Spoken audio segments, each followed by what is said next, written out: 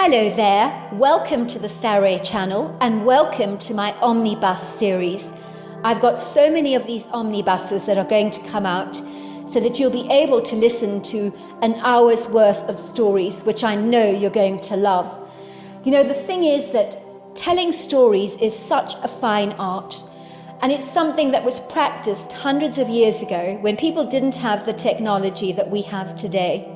And everyone would gather around the fire and listen to a wonderful story. And also, what is so wonderful about a story is that personally, I think it is the best way to go to sleep. Every night when I go to bed, I always listen to stories. And that's something that parents used to do with their children. It's something that they still do with their children. There's nothing better than a good story. And so I hope you're going to enjoy this series. And before we start, I just want to say, do subscribe to my channel because you don't want to miss out on anything. Because I'm in for the long haul and I want to make sure that you get the most stunning stories to go to bed with at night or to listen to when you want to be one of those people sitting beside the fire and listening. Don't forget to subscribe to my channel and let's get started. I hope you're going to enjoy the omnibus. Dear Sarah, and all your lovely listeners, I was hesitantly nervous and circumspectly heedful about meeting my cousin Nicolette for the very first time.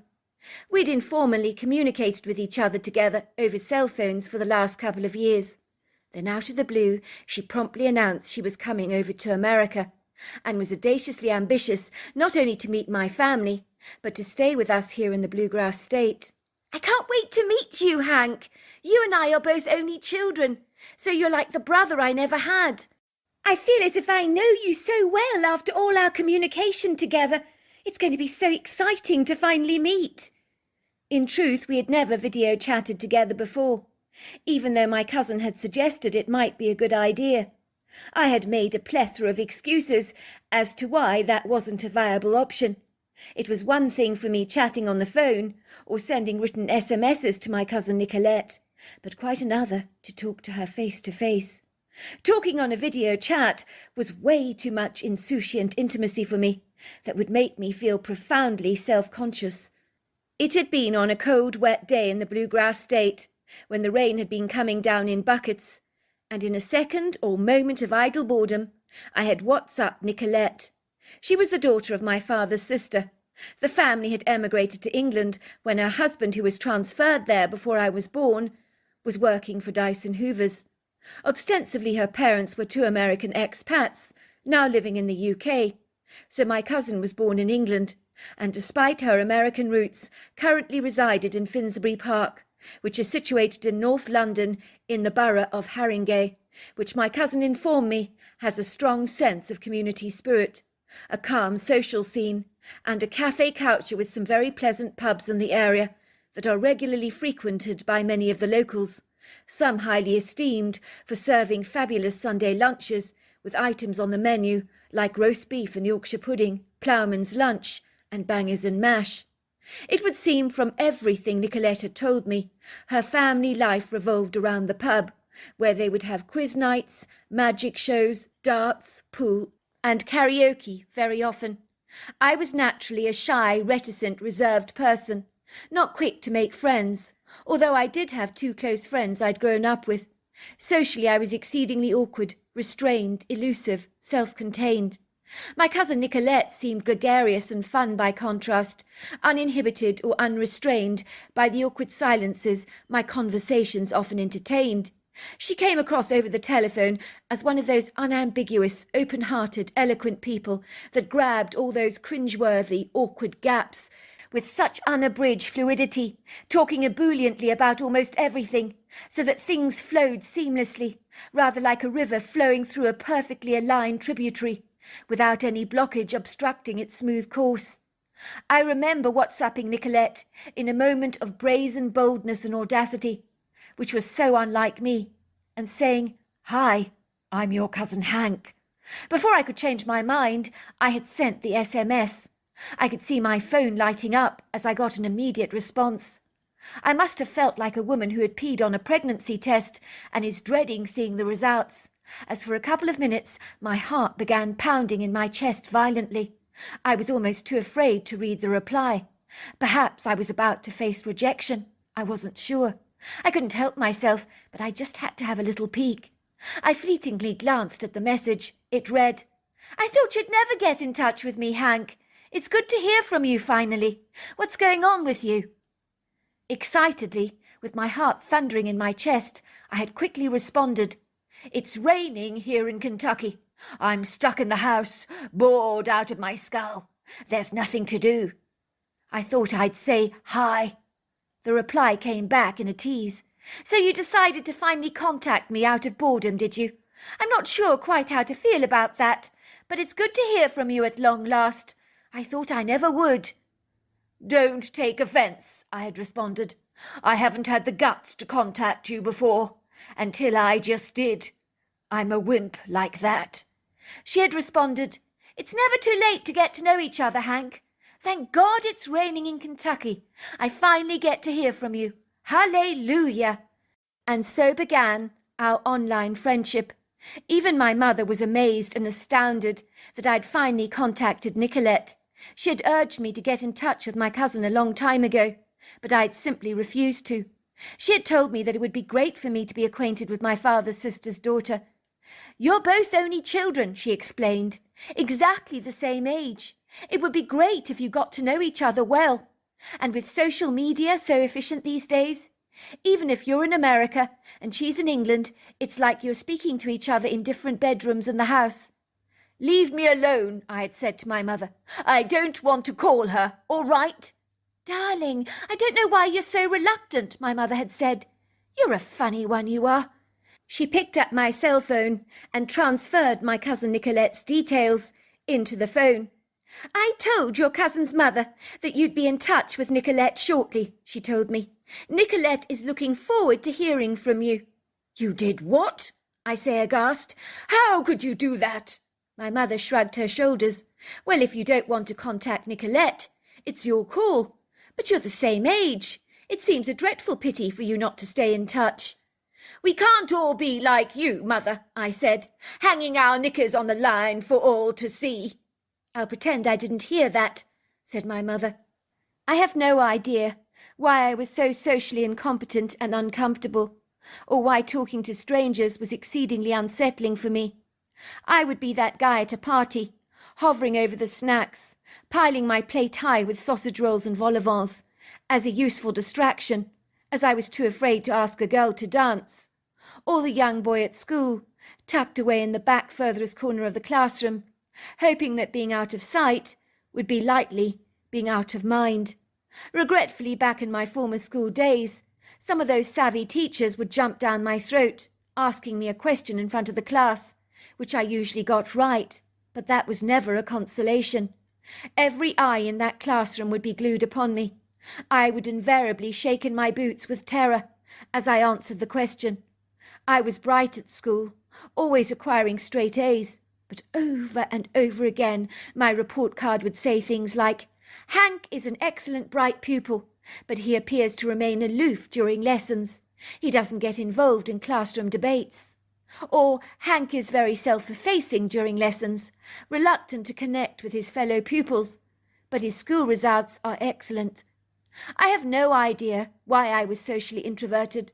My parents were opposite to me in every regard.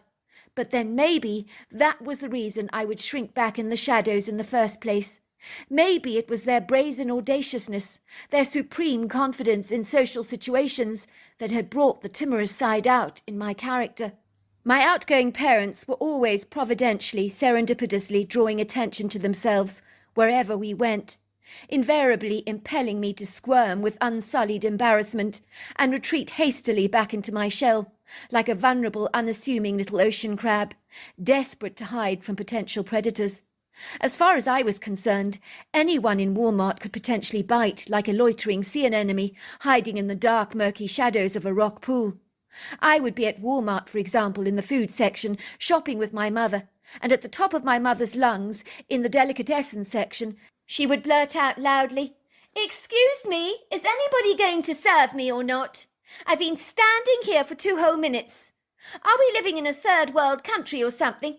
The service here is absolutely atrocious. My mother's sarcastic raised voice, with its musical trill, would carry down every aisle of the supermarket towards the checkout points, so that every single person could hear her.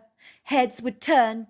Inquisitive shoppers would surreptitiously move their trolleys towards the delicatessens to eavesdrop on my mother, watching her in their peripheral vision, so as not to appear too blatantly conspicuous, marvelling at her unrestrained audacity. They would often pretend to have a curious fascination for porridge oats, which was perched on the aisle opposite to where my mother was standing. When my mother once told me that her drama teacher at school thought she had such a carrying voice, let's just say she wasn't kidding. My mother's voice could literally wake the living dead, should the need arise. But my mother was not remotely self-conscious about anything. She was like the pink elephant in the room that everyone would notice, not only because she dressed in bright flamboyant colours like a strutting peacock, but she had such an unabashful impertinence. I don't believe she did so wantonly, but she was one of those people who was so loud everybody could hear her. She would stand there at the delicatessens with her hands on her hips, saying at the top of her voice, "Finally! Finally we have someone here to serve me. I think all my Christmases and Thanksgivings have come at once," she would say sarcastically. "Sorry about that, madam," says the young woman wearing a plastic shower cap over her head. "I was just over there, serving another customer." "That's no excuse," pipes my mother. "Everyone knows you don't keep customers waiting. Now, last time I was here, the olives the shop assistant recommended were absolutely frightful. She told me they were pitted, but I nearly broke my tooth on one of them. And that's not a joke either." "I'm really sorry to hear that, madam," says the woman politely. "I suppose it can happen that one of the olives gets overlooked in the packaging."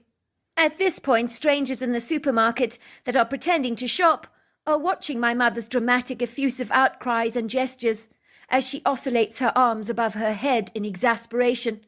Her bold actions have grabbed even the manager's attention, who promptly scuttles towards my mother with a beleaguered look on his face. "Is everything all right, madam?" "Everything's fine, absolutely fine. Well, it will be, if you can recommend some pitted olives that won't actually break my teeth this time." I would be standing there, quite literally wanting the ground to swallow me whole, as the humiliating embarrassment I felt was all-consuming. Everyone would be looking at us, while my mother was making all kinds of outrageous commentary. "I have the perfect olives for you, madam, that I can highly recommend, and I will give them to you free of charge on behalf of the store, given the unfortunate episode you had with one of our unpitted olives, of which I must apologize to you most profusely for the unfortunate oversight on our parts. Now these are Castelveltrano olives, which are hands down the best olives. Even people who don't like olives are not adverse to these. We import them directly from Sicily and Italy.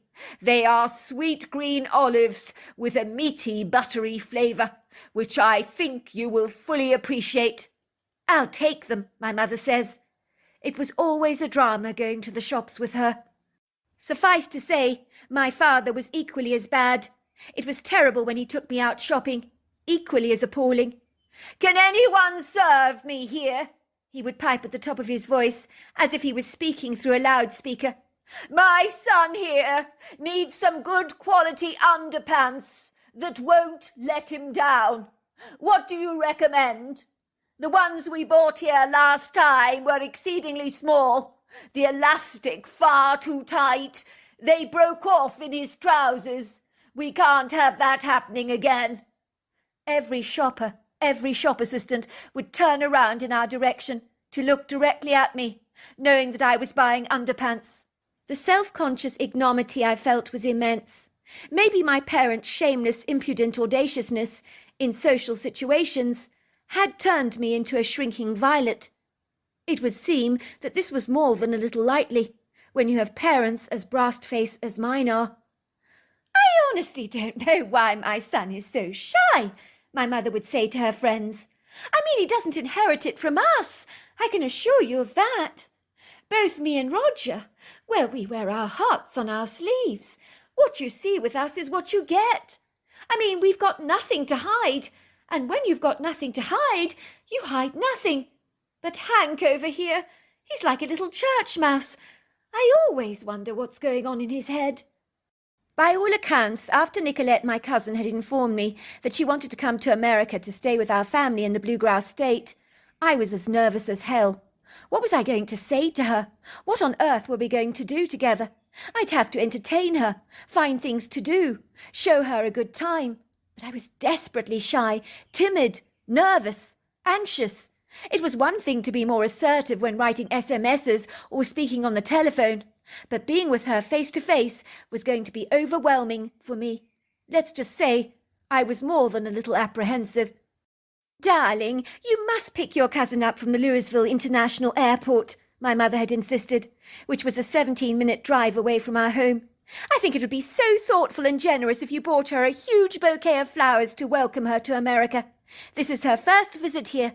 We must make her feel very special. But, Mum, I don't buy flowers for a cousin, do I? I mean, she's not my girlfriend, is she? Of course you buy flowers for your cousin. I told you. It's a kind gesture, darling. I'm sure she'll appreciate it. So there I was, standing at the airport like a great big lemon, with a huge welcome balloon and a massive bouquet of flowers, courtesy of my mother, waiting for my cousin to come through the glass doors from baggage control. My heart is pounding in my chest violently.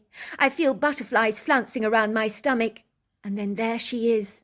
She recognizes me immediately from my photographs and bounds towards me with a buoyant enthusiasm like an excited, rambunctious puppy dog. She throws her arms around me effusively and almost knocks me down in the process. Oh, my God! It's really you! I'm so excited! I'm in America! I'm in America! She virtually jumps up and down, as if she's won the lottery. Her accent is so profoundly English, it catches me off guard for a moment. I study her inquisitively through my eyes. She looks different to her photograph in real life, prettier than I'd envisaged. Usually the reverse is true with photographs, I find. My cousin is about 5'5" in height, of a slim build, with long brown silky hair that falls to below her chest like a pair of luxurious mohair curtains, generously framing her pretty long angular face. She also has cute little bangs that glide down the forehead, accentuating her pretty blue eyes. I hand her the flowers. She grabs them with gusto. "Oh, these for me! Oh, you shouldn't have," she says, unable to disguise her delight, as she sniffs them. "You certainly know how to make a girl feel welcome." I take her trolley and manoeuvre it to my car, offloading her huge green suitcase into the back of my trunk. To my amazement, I realise that I don't feel awkward or uncomfortable in her presence, as her conversation just flows. But unlike my parents, she doesn't speak so loudly that she demands an audience for herself. My cousin is courteous, polite, with a great sense of humour, but she speaks quietly, and I like that. My parents live in Indian Hills, Kentucky, in a large red brick house with huge French windows and a grey slate roof. But as we drive through the countryside, my cousin is audibly gasping. I feel very proud to be American. Everything, she says, feels so large here. I can't get over the space you have here in America. When you come to London on your visit to stay with us, you'll be amazed to see how contained everything is. So much smaller. I don't think one can get claustrophobic here in America, but I imagine it's easy to get lost here. Very easy. A week has flown by.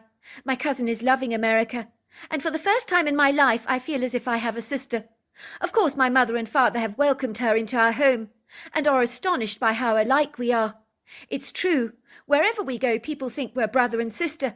I realise to my astonishment we do look rather alike. Although I'm 6 foot tall, she's significantly shorter. It's kind of weird seeing yourself in someone else. That's what it must be like to have a sibling, I think, that looks exactly like you do. I take Nicolette to visit Nashville. She always liked Dolly Parton, especially her song about the coat of many colours my mother made for me. That song appears to have rarely moved Nicolette emotionally. She claims whenever she hears it, it brings tears to her eyes. She loves the bakery in Nashville, where they make Dolly's famous cinnamon bread. We eat it warm on the street corner. It's delicious. I also take her to Lexington, and then to see the spectacular view over the top of the National Bridge in Red River Gorge. Then we visit Cumberland Falls, which is transfixingly beautiful. We also visit Kentucky Horse Park, as Nicolette is passionate about horses, so she loves it there. And, of course, some distilleries to taste the famous Bourbon, which leaves a marked impression on my cousin. A good one, of course. And what is a visit to Kentucky like, without an eating experience, at one of our famous American diners?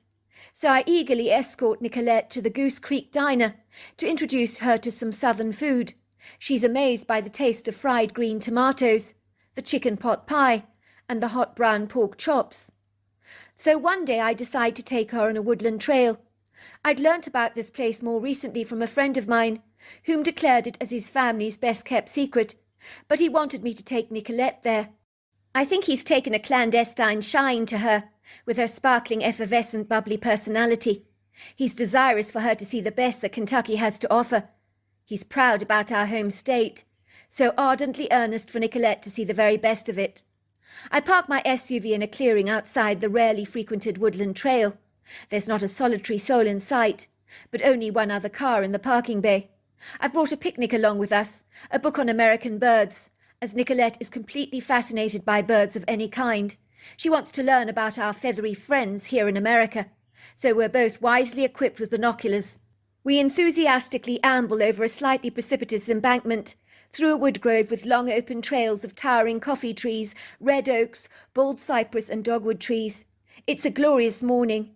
The gentle sunshine is dancing through the boughs of the trees, bespeckling the floor in an ethereal gossamer light, so that it highlights the edges of the leaves with pronounced contrasts. These trickling light effects are almost silvery. The forest floor is damp under feet, but pleasingly soft due to a plethora of recent rain that had hit the bluegrass state. But thankfully the ground isn't muddy. The forest floor is a magnanimous indigenous haven of perennial shade-loving plants that liberally hug their environment with generous extended prepossessing feathery leaves. Then there are beguiling colourful foliages and flowers that embellish the black earthen carpet with their vibrant ornamental glamour, while the pretty trills and chirrups of the birdsong snatches my cousin's enthused, unalloyed attention. Her eyes grow as round as saucers with a zealous anticipation. Her neck cranes up into the trees. She scans them with her binoculars like a vigilant night watchman, scrutinizing the barracks he guards for any unwanted intruders. Every time she hears an unusual bird call, she stops dead in her tracks to listen. We hear this loud, very sweet song. Then, craning our pained necks into the tree, we observe the unorthodox owner of this beautiful voice. It's an unassuming, tiny little bird, much like a sparrow in both shape and size, but it possesses a very bold, bright, gaudy yellow plumage. It's perched on a bough on a juniper tree, just singing. It seems blissfully caught up in its own song, seemingly unabashed by his attentive audience. We quickly look up its name in the bird book and discover it's a profanatory warbler. Excuse me if I've pronounced it wrong. My cousin's blue eyes dance with ebullient enthusiasm. She whispers, "Hank, this is one of the most beautiful birds I've ever seen." We crane our heads, scanning the trees more intently. We look for birds in the forest. I've never seen so many. It's amazing what you can observe when you really take the trouble to look, but it might just cost you a very sore neck. Maybe it's because this time I'm really paying attention, looking through the binoculars with an assiduous conscientiousness that I've never normally employed in such endeavours. We spot a Baltimore oriole, which is a bright orange and black-coloured bird. Finally we come to a clearing where there's a large open meadow that stretches out for many miles, liberally scattered with trees. My cousin stands at the edge of the wood grove, scrupulously sweeping the panoramic, widespread meadow exhaustively with her binoculars. She spots a black crow gliding up in the sky, sailing like the wind with outstretched wings, rather like a surfer balancing on a surfboard on the ocean waves. "What the hell is that?" she asks suddenly. She points in a direct straight line, in the furthest distance of the meadow. I pin my binoculars on the location. I'm gobsmacked. I can't believe what I'm perceiving. For a moment I actually doubt what I'm beholding. No, this can't be real. No, surely not. I can't be studying this. My fingers tremble on the binoculars. It's hard to maintain a steady focus without wobbling the lens when you're observing an idiosyncratic creature of the likes that I never believed existed before. Well, not until now, that is. There's a massive Herculean-sized Bigfoot covered in long flowing black hair, the colour of a tenebrous night, standing there in the meadow. He's majestic, powerful, exceedingly intimidating. Even behind the lens I feel conspicuously tiny by contrast to him. His large sausage-sized fingers are gripping onto a man's arm. The man looks petrified. His brown eyes register dismay and abject terror. The Bigfoot's deep-set dark eyes are glaring at him. His thin lips are drawn back. It appears as if he's snarling at the man. The man is trembling violently like a leaf. For a moment I wonder if this ponderous Bigfoot is actually going to kill the man. If I didn't know any better, I would almost certainly say that this Bigfoot was a man in an ape suit, as the face is remarkably human-like, but this is unquestionably not the case. It cannot be. Besides anything else, the creature towers above the man by well over another 3 feet. No normal man could be this tall. It's burly and wide, built like a robust concrete building. It makes the man seem almost fragile, inconspicuous, delicate and doll-like. Even through the binoculars, I can see that the creature's temperament is very aggrieved. He looks exceedingly pissed off. I'm struck by the human intelligence of his deep-set, dark eyes. The sloped forehead, the pronounced pointed tip at the top of the head. That's when I notice the Bigfoot is bleeding on his shoulder. It looks like he's been hit by a bullet. I know now why the Bigfoot is as mad as a bull, being provoked by a matador waving a red flag in a stadium. I think the man must have taken a shot at him, as some blood is oozing out of its shoulder and trickling down its chest. That's when I see another Bigfoot merging through the trees coming into sight. She glides towards her friend. I realise it's a female. She has small pert breasts and a more feminine-like face. She appears a foot shorter than the larger male. I watch in amazement as the indignant female is shaking her head furiously. She pulls the male Bigfoot's hands off the man. She begins to talk at him a dime to a dozen, barely stopping to even draw breath, as if she's nagging him, telling him not to upset a human being. I get the distinct impression she's actually lecturing him, telling him off in no uncertain terms for his inappropriate behaviour, that she's not pleased with at all. The male Bigfoot is pointing to the bullet wound where he's bleeding, and then he's pointing at the man as if to say, "He did that to me." The female changes her tune. She turns her wrath on the man. She's pointing to the larger Bigfoot's bullet wound, yelling at the man, as if to say, "What the hell do you think you did that for?" The man is standing there, his body shaking and wobbling like a blancmange jelly. The expression on his face is of unmitigated consummate terror, as if he's half expecting to be killed. The Bigfoot female grabs the man by the waist, shaking him and tossing him across the ground with a contemptuous look of disgust on her face. The man falls backwards. I doubt he's badly hurt. He's fallen on the soft grass. She didn't push him that hard. I see her now. She picks up the rifle that she finds on the ground that obviously belongs to him. Her face is furious. She breaks the gun in half, throwing it across the meadow. Her eyes remain fixed on the man in the grass. The female Bigfoot turns her attention to the male. She begins examining his bullet wound. She ferrets around in the open skin with a finger. Finally, she tugs at something and then pulls out a bullet. She cleans the bloodied metal cylinder on her long hair by wiping it. The two Bigfoots study the cylinder with awe. They begin discussing it intently with an ongoing backwards and forwards ebullient conversation. They take it in turns to examine the bullet. They seem caught up in wondrous intrigue. They glide away into the forest, still caught up in their conversation. It would seem the man lying in the grass has abandoned their thoughts and is no longer of significance to them. "What on earth are those things?" said my cousin, looking bemused. "What are they?" she asks again. "They look like intelligent human giants, covered with hair." "You mean you don't know what they are?" I asked my cousin, looking surprised. "Have you never heard of Bigfoot before?" "No," she says, "never." "Are those creatures Bigfoots?" "I believe so," I say, looking at her with a dazed expression. "I didn't believe the creatures were real. Not until now. Much like a unicorn. I thought they were fictitious." "You mean you didn't believe they actually existed?" Absolutely not, I say. You mustn't tell anyone what we've seen today. No one would ever believe us. We would be the laughing stock among many. But the creatures are real. We saw them for ourselves, she pipes. I know, but we cannot tell anyone about this, Nicolette. I'm being serious now. I'm not kidding.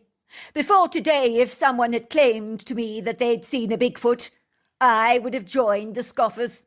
Of course, I won't outwardly offend anyone. I'm far too reserved for that. But inwardly, I would be thinking to myself, they were as loopy as a fruitcake. It's only in the seeing that you can believe. So if people are sceptical, it's perfectly understandable. But I know how bubbly you are. So I don't want you racing to my mother or father and saying, guess what? We saw a Bigfoot. What would your mother say? Asked Nicolette. Well, you know my mother. Let's just say she has no filters. She'd probably ask you what you were smoking. She'd tell you you were being ridiculous and that you better keep your trap shut or you would be the subject of ridicule. Well, what about the man that fell backwards in the fields? Do you think the female Bigfoot hurt him? Asked Nicolette, suddenly looking concerned. I wonder if it's his car that's in the parking lot. He could be in trouble. Maybe he needs our help. I think he fell backwards in the grass, but I suppose we should check on him. I mean, those creatures are very big. It wouldn't take much for them to cause grievous bodily harm. The male Bigfoot was angry at being shot at, and frankly, I don't blame him. What an idiot, I sigh. I mean, unless the Bigfoot was attacking him in the first place, God only knows why the man would fire a shot at the creature. You saw how Herculean in size he was. I doubt it's easy to kill a creature as large as that. It's like taking a shot at an elephant or rhino. Not easy to take down, I imagine, and possibly with devastating consequences. I mean, judging from what I was seeing in the binoculars, the Bigfoot was incensed with the man, whom I very much doubt he would have even hurt. The female Bigfoot even came to the man's defence, but her face dropped incredulously when she soon realised that the man had taken a pop shot at her partner. I think her protective, nurturing, matriarchal side surfaced. She was outraged with the man. In my opinion, rightly so. I mean, the creatures look so human. Unless I was rarely pushed, I'd never shoot at a creature like that. It's asking for trouble, if you ask me. Well, let's go and see how the man is doing, says Nicolette. He might have hurt himself. We run across the meadow, looking for the man, who's lying in the grass, seemingly unflinching. For a moment, we actually think he's dead. We look at each other in abject horror, but Nicolette bends down onto the ground to check his pulse. Oh, thank God! He's got a pulse. He's breathing. She helps to lift him off the ground. He opens his eyes, staggering awkwardly to his feet, unable to hold himself straight, without our support, rather like a table that's missing a leg. Something about him is rarely off. His behaviour is exceedingly bizarre. Are you all right? We ask him. To our amazement, he looks at us as if he's locked up in some kind of a trance, almost as if we're panes of glass he's looking directly through. The man pushes our arms away, as if they're annoying tree branches that are in his way. He attempts to walk in a stumbling manner, rather like an inebriated drunk or a zombie. So Nicolette places him gently on the ground, pushing his derriere on the grass. She tries to reassure him, but I think he's so spaced out, he possibly doesn't even notice she's there. But luckily he remains seated. His wide eyes are glazed over like a dead fish, although he's very much wide awake. We can't leave him in the field like this. I spot his cell phone on the ground, lying next to him. It must have fallen out of his pocket when he fell backwards. I'm pleased to see it's not locked, and it's fully charged. Thankfully there's a signal. I quickly scroll through the names and stumble across the word sister. I press dial. The phone rings. I have a connection. Hi, Robin, comes a female voice at the other end of the phone. What's up? Everything all right? Hello. This isn't Robin speaking, I'm afraid. I've got your brother's cell phone here, I believe. He's here with us in this meadow. We found him lying on the ground, but he got up and seems fine. He appears locked up in some kind of a trance, so I think it would be best if you came to get him. Something about him is not quite right. Oh, my God! Do you think he needs an ambulance? No, I don't. He may have had a shock of some kind, but he seems fine. It's just he's rather befuddled and confused. It's as if he's hypnotized. It's the only way I can explain his condition. But I'm sure he's going to come out of it. Where are you? Says the girl. I give the girl the coordinates of our location, and me and Nicolette sit down on the grass, waiting for her to arrive. We watch this man who appears to be totally oblivious to our presence, but fortunately he isn't giving us any grief, and remains seated, so lost in a world of his own, that he possibly hasn't even observed us at all. I can't be sure about that. Thankfully, half an hour later, we see a young woman darting through the grass, running towards us. "Thanks so much for calling. My name's Heidi. Robin," she says, running over to the young man. She looks at her brother with a nonplussed expression on her face. "What the hell is wrong with him?" she says, staring at her brother in astonishment. "What's wrong with his eyes? Why do they look so dead? As if he's not even present in his own body. He's so weird looking," she says, staring at her brother in astonishment. She starts shaking him hard, slapping his face with her hands, but he remains unresponsive. "You don't have anything cold in your backpack?" she asks me. As a matter of fact, I do. I open my bag and pull out a bottle of ice-cold water that I placed in the freezer. It appears to have defrosted, but it's exceedingly cold. Heidi opens the bottle, throwing it in her brother's face. He suddenly seems to come out of his hypnotized state. "What the hell, sis? What did you do that for?" "I was trying to wake you up, Robin. You seem to be locked in some kind of bizarre trance. Do you remember what happened?" "Where am I?" says her brother, looking around him aimlessly. "What am I doing here in a meadow? Who are you?" he says, looking at me incredulously, and then at Nicolette. "Do I know these people?" he asks his sister. "No, you don't, Robin. They were the ones that found you lying here in the field. They're the ones that came to your rescue. Now what are you doing here?" "But where am I?" her brother repeats. "Don't you remember anything, Robin? You told Mum and Dad you were going for a hike. You took your rifle with you and your backpack. You must have come here." She looks for his backpack and rifle. "Where are they?" she asks, looking around the field aimlessly. "The rifle's over there," I say, pointing to a metal object lying in the grass. "I'm afraid it's broken in half, but I don't know where his backpack is. It doesn't appear to be here." "Bloody hell! How did that happen?" she says, gathering the broken rifle up in her hands. "Look at this thing. It's like something has broken it in half. How can a weapon break like this?" "God only knows," I say. I'm not going to tell her about the Bigfoot. "Now listen here, Robin. I'd like you to think," Heidi urges her brother. "Can you remember why you ended up lying in this meadow with your rifle broken in half? Your car parked in the parking bay? Surely you remember something. Don't you remember saying you were going on this hike in the first place?" Robin stares blankly into space. "I don't remember anything, sis. I don't even remember saying I was going on a hike. No, I don't even remember driving here. I don't remember a thing." He looks bemused, staring blankly at us, desperate for someone to fill in the blanks for him, hoping that someone might have answers. Even though me and Nicolette know exactly what happened to him, I think it's a jolly good thing he has no recollection of the Bigfoot he chose to shoot at, or the angry critter's response, as the horror might just keep him awake at night, giving him nightmares. So neither of us are eager to enlighten him about what happened, and plead ignorance. We can only hope he won't regain his memory. Maybe he was so frightened by what happened to him that to protect his mind, he cordoned off that memory, abandoning it to the shredding machine of his mind, so that it could never be remembered again. Or could it be that the Bigfoot put him in some kind of a trance, obliterating his memory from him?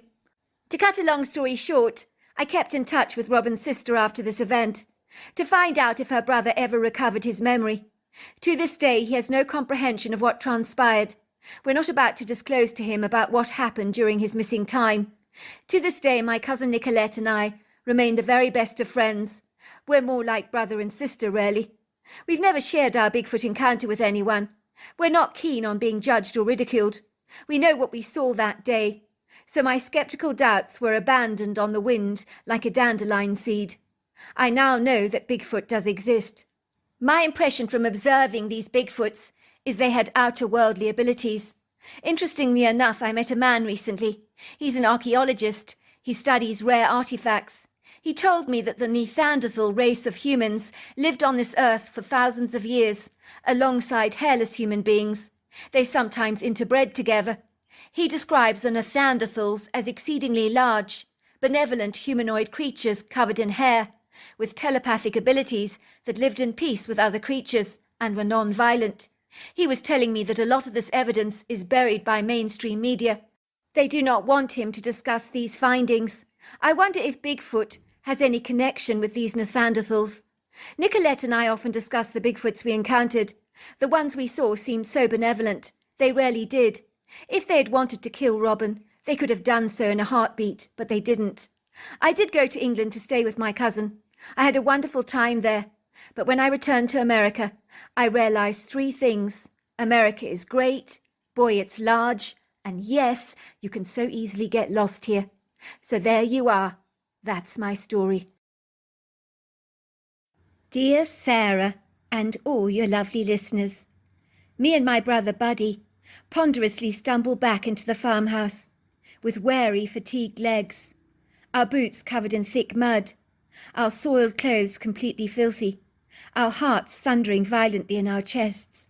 None of us say a word. We're completely silent. Even in our home, the silence is deafening, but neither one of us speaks. Our tongues are tied to the roof of our mouths with invisible cords. Our voice boxes appear to be locked. The desire to speak is expunged from us, for words are not solicitously forthcoming, as we care not to indulge in the luxury of conversation, that at this moment in time holds absolutely no allure for us, as sometimes speaking, or even articulating your thoughts, can be onerously challenging. I carelessly throw down my rifle on the oakwood kitchen table, with a disinterested nonchalance. My brother does exactly the same, by example. We clumsily, cloddishly clamber into the farmhouse, like 2 wary, battle-worn Civil War soldiers, returning from the Battle of Gettysburg or something, that have just about had enough of everything, and desperately want life to return to normal. My big fat Labrador Juniper is clownishly jumping up and down on me, but when she smells my camouflage clothes, she skulks away, whimpers and retreats into the shadows of the kitchen. Can she smell the creature, I wonder? Dogs have a prominent, bodacious sense of smell. I do know that. Juniper has never behaved as incongruously as this before. She looks at me gingerly from behind the kitchen chair, almost appearing afraid of me. Normally she's jumping up and down me, like an excitable puppy that doesn't stop. I feel so much subjugated, repressed anger gushing through me, like an assertive, vigorous stream, dynamically charging over the sculptural rocks with an exuberant, audacious eagerness to join the main river. I don't remember the last time I was this piqued. I try to think when I was this outraged before in my life. My mind sifts through my memory bank like a filing system in an office, and then it rests upon the day my parents died. Now that was a day where I was resentful, annoyed, impassioned. I was so furiously angry that day. I personally could have killed that stupid imbecile Ed Taylor myself by wringing his scrawly neck with my own bare hands. Ed has about as much brain power as one of his annoying roosters that wakes me up every morning with its loud cock-a-doodle-doos. These days when I see him in town, he gives me a brief nod. I can still feel the taste of bile rising up in the back of my throat. I still hold him accountable for my parents' demise, even though deep down in my guts, I know the truth. I vividly recall my parents visiting both Ed and his wife, who live in the farmhouse next to ours. They'd been trying their hand at making moonshine, well, at least Ed had been. My mother was best friends with Ursula, who is Ed's wife. Ed had invited both my parents over to his place to enjoy some of his experimental moonshine. So off they went. I think my parents thought they'd been invited to dinner, but that was an oversight or misunderstanding on their parts, as Ed had just invited them over to sample his moonshine. So to make matters worse, my parents drank the shots of moonshine on empty stomachs. When they returned home to me and Buddy later that evening, they were completely bladdered. At first they floundered and tottered as they stumbled through the house on very unsteady legs that seemed unable to support them. Their bleary eyes were rolling back in their sockets. I remember thinking it was terribly funny. So did Buddy, We couldn't stop laughing. I had never seen my parents this intoxicated before, not as wasted as this. They were completely half-cut, so much so we had to help them back into their bedrooms and guide them into their beds. I had to pull back the duvet and the sheets. I remember removing my father's boots from his feet and my mother's shoes from hers, but I left them to their own devices, allowing them to sleep in their clothes under the large, comfy feather duvet. Both my parents were groaning and chuckling, muttering strange things you do when you're drunk. My mother was talking about buying Juniper a pair of shoes. Hello, Juniper's a dog. I remember she was going on and on about it. Juniper needs some shoes. Juniper, he needs some shoes. You must get him some shoes. So my mother really was acting like a fruitcake, as if she'd completely lost her marbles. But we all know drink can screw with your mind. Mum, Juniper's a dog. Dogs don't wear shoes. Lethal stuff, said my father. Lethal stuff, but very good, he says, smacking his lips.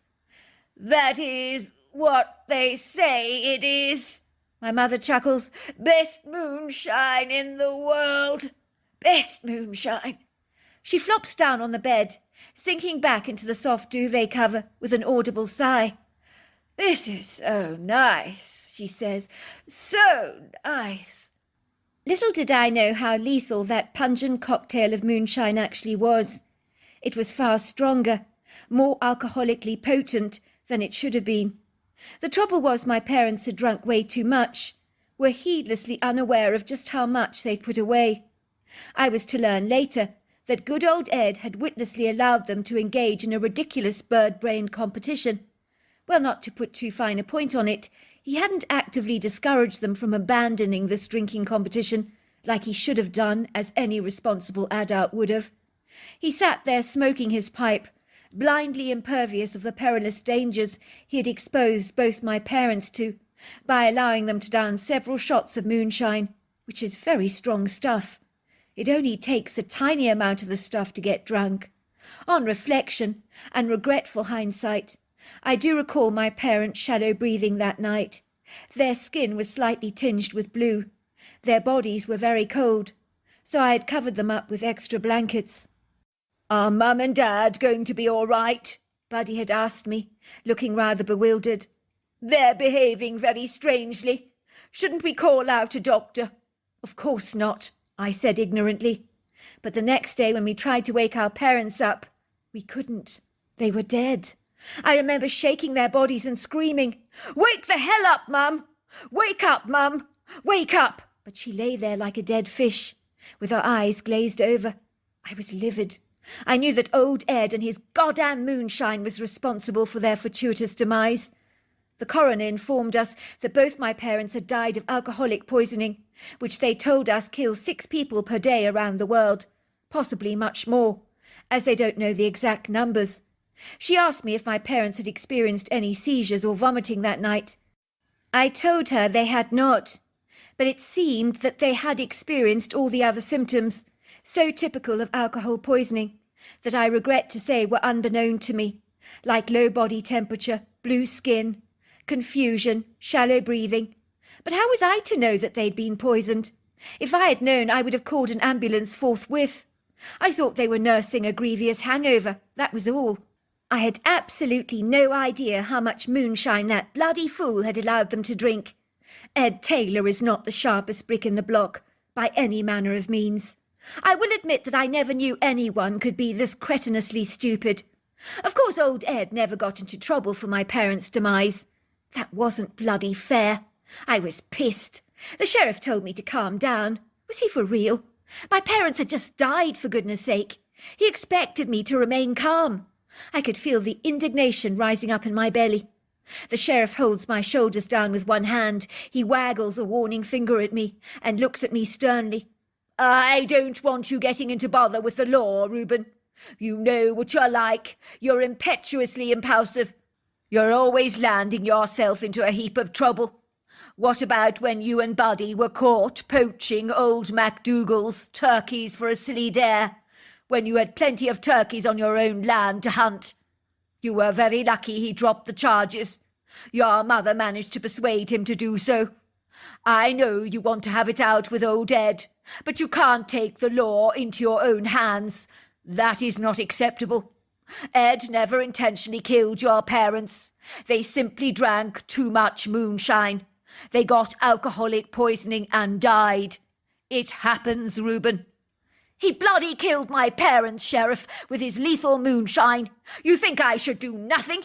I think he made it extra strong. Old Ed didn't know how lethal the moonshine was, Reuben. He meant well by your parents. Your parents have to take some accountability for this tragic episode, as hard as that may sound. Old Ed may have been encouraging them to drink, but they didn't say no, did they? He didn't force them to drink the moonshine. Yes, Sheriff, but he didn't discourage them either, did he? You don't know that, Reuben. You weren't there. He may have told them they were overindulging. Your parents should have known better, Reuben. They should have known when enough is enough. We have to take responsibility for our own health. If I choose to smoke, I know the risks to my health. I'm the one putting the cigarette in my mouth, am I not? No one is forcing me to smoke, are they? It's the same with alcohol of any kind. We should be able to draw a line and say, I've had enough. Besides, the moment you taste that moonshine, you can taste it's a hell of a strong. You should be able to tell at once. You're saying my parents should have known how lethal the moonshine was? They weren't the ones that made it. Look, Reuben, I know you're furious, and understandably so. But you're looking for someone to blame. Granted, it is very tragic your parents are deceased. But you are man of the house now. It's your responsibility to take care of Buddy. He's your younger brother. He's got learning difficulties. He requires sagacious guidance. He needs to follow by your example. So you need to be a positive influence and role model in his life. Your parents would expect that of you. You must stop laying the blame at other people's doors. Accidents happen in our world. People make dreadful mistakes. I see it all the time in my line of work. I should know. The drug addict who went too far with the overdose. The pedestrian crossing the road at the wrong time. The motorcyclist that gets flung off his bike. The cyclist that gets run over by a bus.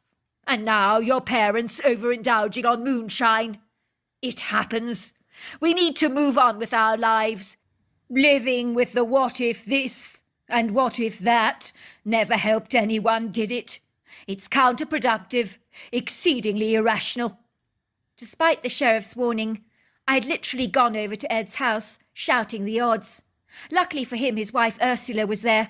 She calmed me down, mollified me with some of her chocolate chip cookies and warm milk. Ursula makes the best chocolate chip cookies this side of Tennessee. She has soothed many a fractured heart with her secret recipe, which she refuses to share with a living soul. Even the bakery in town begged her once to reveal her family secret, but she refused to budge on it.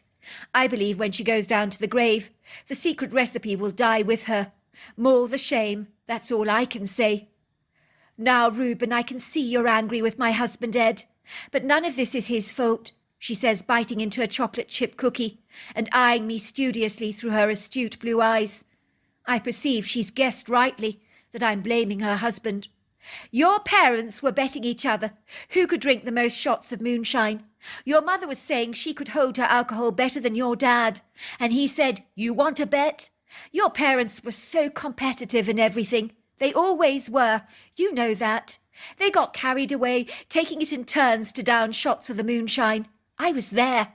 I saw the nonsensical thing that they were doing. I absolutely knew that this was not going to end well.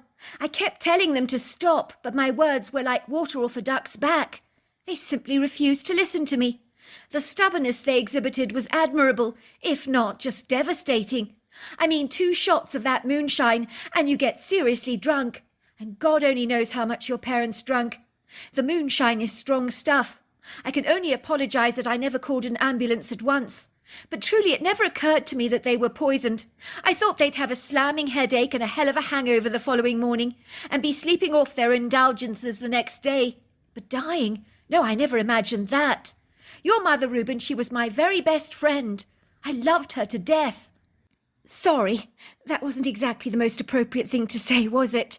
But I loved your mother. I really did. I'm sorry, Reuben, said Ed.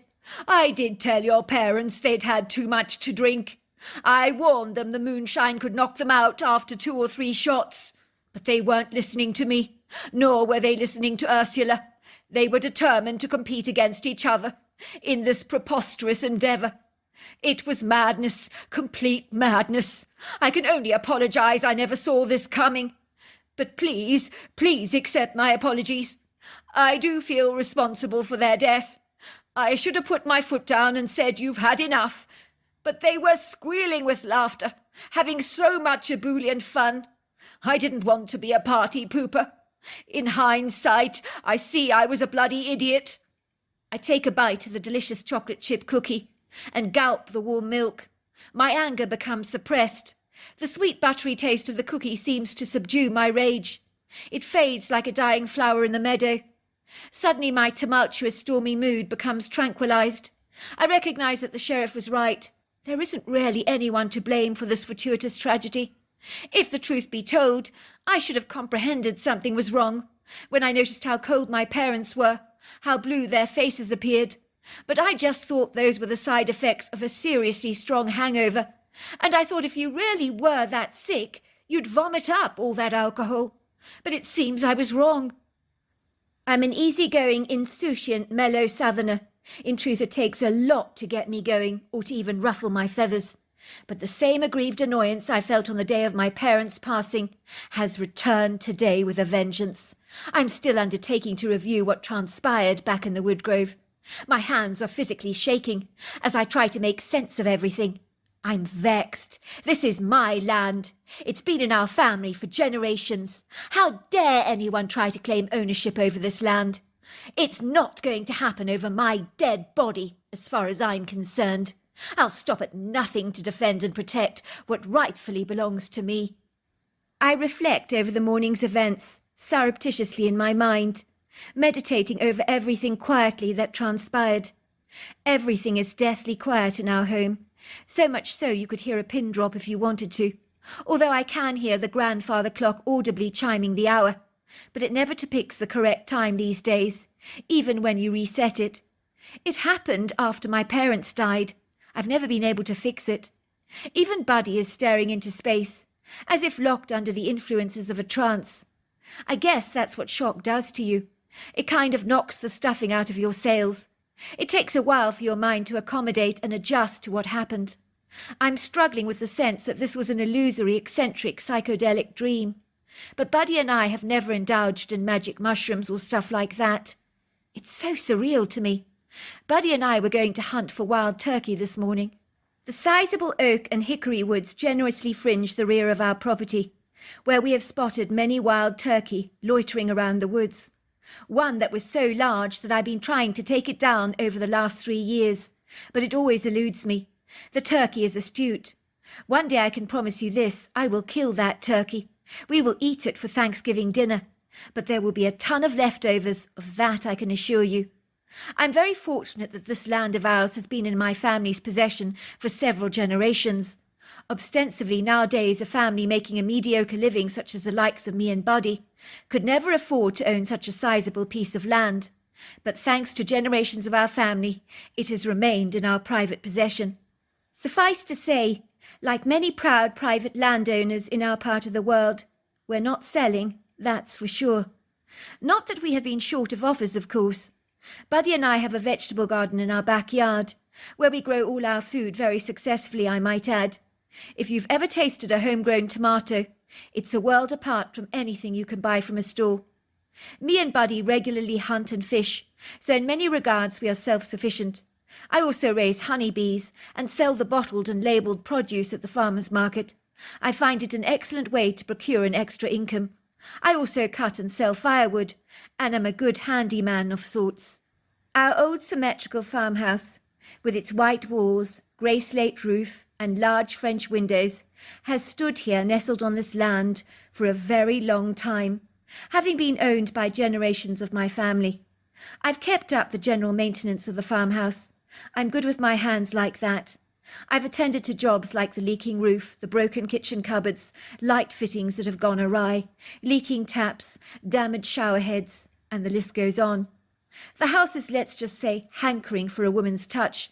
But me and Buddy, although we're in our late 20s, have never been lucky in love.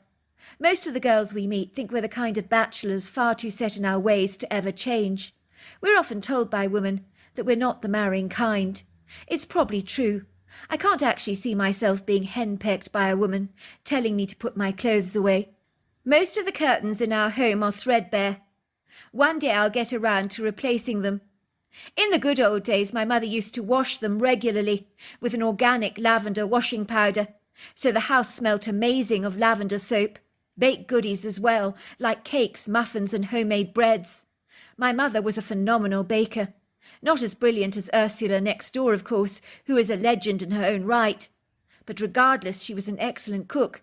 And let's just say she made the most delicious cinnamon bread that used to fill the house with a sensational aroma of cinnamon, butter and caramelized sugar. There was no smell quite like it. These days our house doesn't smell like that. It's a higgledy-piggledy mess, as me and Buddy are outdoorsy types, so we do the bare minimum of housework. So you could say our home is well lived in, with many jumbled, disarrayed clothes strewn over the sofas, books, newspapers and magazines lying flung across tables. Then things like torches and packets of seeds, plant food and the odd small trowel that should be put away neatly in a cupboard has become the ornamental fixtures and fittings on surfaces. So instead of finding a vase of flowers on a coffee table, you'll find a toolbox piled high with nails and screws. You get the general idea. Me and Buddy are not desperately organised, but we do keep the kitchen fastidiously clean, as a matter of routine, along with our bathrooms, although, of course, if you were to see them, you would say they were very outdated in both style and design. Our green kitchen, with its checked green curtains, is fitted with old-fashioned tiles, reminiscent of the 80s period. They're cream tiles alternating with the occasional cream tile decorated with a basket of fruit on it, while our 50s-style green-coloured cabinets that are now considered vintage, I have been told, have come back into fashion. My mother would be exceedingly pleased about the cleanliness of our kitchen, but if she saw the state of the living room, let's just say she'd be turning in her grave with shame. You're probably wondering why my blood is boiling, why I'm so incensed. I told you that the land to the rear of my property is heavily fringed by a sprawling hickory oak forest, which is comprised of mature, resplendent, towering trees, a diverse mixture of oaks, from red oak, white oak, black oak, bur oak. We also have a collection of hickory trees, some black walnut, sugar maples, white pine, black cherries and flowering dogwoods, blueberries and mountain laurels. I pride myself in owning this precious piece of land, but today I've been challenged by a Bigfoot. Can you believe that? I can't believe the brazen audacity of what happened this morning. I'm still going over the event in my mind, like reviewing a video clip again and again, as if I just can't believe it's true. I can't fathom what actually happened. There is a large part of me that believes it was all a fictitious fairy tale, but it most certainly was not. To say that I'm filled with rage is literally an understatement. It all began when me and my brother got up early this morning. I wanted to take down a medium-sized turkey. I'm particularly fond of the white meat. My mother used to tell me I liked turkey because it's full of tryptophan, an amino acid that can cross the blood-brain barrier. I believe it's responsible for increasing the feel-good hormones like serotonin and melatonin in the brain. I think there is truth to this, as every time I eat turkey, I sleep like a baby, feel absolutely amazing, and always in a good mood. Suffice to say, me and Buddy decided to rise early for our turkey hunt, to sneak stealthily into the forest under the guise of darkness. Many of the turkeys make their nests under the trees in the woods. They particularly love hickory and oak forests. When they get up early for breakfast to look for food, providing your blind is in a good spot, you can take down a turkey relatively easily. Needless to say, they are very clever birds, so you have to learn to outsmart them. When I say Buddy and I got up early, That is our quintessential secret to success when it comes to hunting turkey. Well, that's our secret anyway. Of course, getting Buddy out of bed early in the morning is not a job for the faint-hearted. I literally have to roll him off the bed, and I'm not joking either. Naturally, he throws a crescendo of abuse at me. Why did you do that? I'm sleeping. Can't you see I'm sleeping? I will say to him, Remember, Buddy, we're going turkey hunting this morning. For a while he will protest and groan. I don't want to go hunting. I want to go back to sleep. I'm tired, he'll complain. Eventually I manage to persuade him to get dressed in his camouflage gear, which he does with a bashful diffidence and a reluctance. But once we leave the house, we both become galvanized by a voracious exuberance. I don't know what it is about getting up before the sun sets, but it's exhilarating, it's venturesome, especially when a cool wind is blowing against your face, as the cobwebs of sleep that may still be clinging to you are finally blown away. It was tenebrously dark still as we ventured surreptitiously outside, taking care to be as quiet as possible, which is not always easy when you're furtively walking through an oak and hickory forest, as there's a plethora of fallen leaves, acorns, twigs, bark, all kinds of forest mulch and debris, which can easily betray your presence all too eagerly. It would seem every rustle, snap and crack of a twig can alert wildlife, including human body odour, which is why we always use an odour repellent. The silvery shafts of moonlight are not magnanimous tonight, nor are the stars. They seem grudgingly obscured by a hazy fog that appears to be trailing above the towering trees in smoking ribbons, like a blanket or veil, wantonly blocking out the light. Luckily the light from our headlamps is more than sufficient enough for us, so we're not intimidated or daunted by the sparing illiberal light. Buddy and I are exceedingly well acquainted with the woods, very familiar with the land. We know the layout superbly well. We played cowboys and Indians, and cops and robbers in here as boys. We know this place like the back of our hands. We comprehend where the ideal location is to set up our hunting blind. As we enter the woods, we hear the crickets chirping, the frogs croaking, and with the stealth and cunning of a wildcat, we clandestinely slip into the woods, with the sly artfulness of a robber. Sometimes our John Calden hunting boots make a crunching noise, but we do try our level best to be sub-Rosa discreet. Finally we reach the area where we put up our blind, with an efficient stealth of note. We covertly, rather proficiently, and desperticularly take cover. We are patiently at the ready with our rifles in position. It's a waiting game now. We sit there under the canopy of the towering trees in a hushed silence. In a trice the sounds of the crickets and frogs disappear, as they retire for the night, and now taking authority over this musical ambience is a pretty orchestra of chirruping birds, now so illustriously employed. Finally the transcendent sunrise unfolds over the valley, like a rose opening her petals. A sea of undulating tangerine orange waves dance through the boughs of the trees. Everything is now dappled with a glorious golden glaze. Before long the morning has been fully birthed. We hear the dawdling turkeys leaving their nests, pecking the ground hungrily, searching for breakfast. I'm about to shoot at a sizable turkey. Then there's a firm hand on my shoulders, squeezing it, trying to restrain me from shooting. "Buddy," I whisper, shaking his hand off me in annoyance. "What the hell are you doing? Can't you see I'm trying to shoot that gobbler?" Buddy doesn't shift his hand. It remains firmly on my shoulders. I'm now very annoyed. I turn around to look directly at him, with an aggrieved expression upon my face. "What the hell?" Now I'm very annoyed, and I'm about to protest, but standing there is not Buddy, but a huge Bigfoot. I'm so stumped that he actually has his hand on my shoulder. The creature is so scary to look at. I mean, it's easily 8 foot tall, 700 pounds. Let's not kid. He's humongous. He's covered with dark flowing hair that is so black I could swear it's almost navy blue. I tremble with terror, but his human-like face is benevolent, but his brown eyes seem determined. I suddenly hear the words in my head. "Would you kindly refrain from killing any of my birds? Would you please leave my forest?"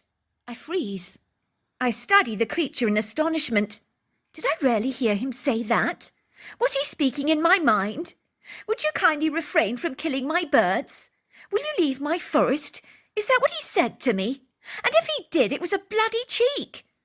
Buddy blurts out, He wants us to leave, bro, not to shoot any of his turkeys. He says this is his wood grove. Buddy is looking at me with wide, earnest eyes. His knees are physically shaking. I can see that he's rather intimidated by the creature. I'm so stumped by this revelation that I'm at a loss for words. What really niggles me is I can't stand up against this creature. How can I possibly even challenge him? I mean, he's Herculean in size.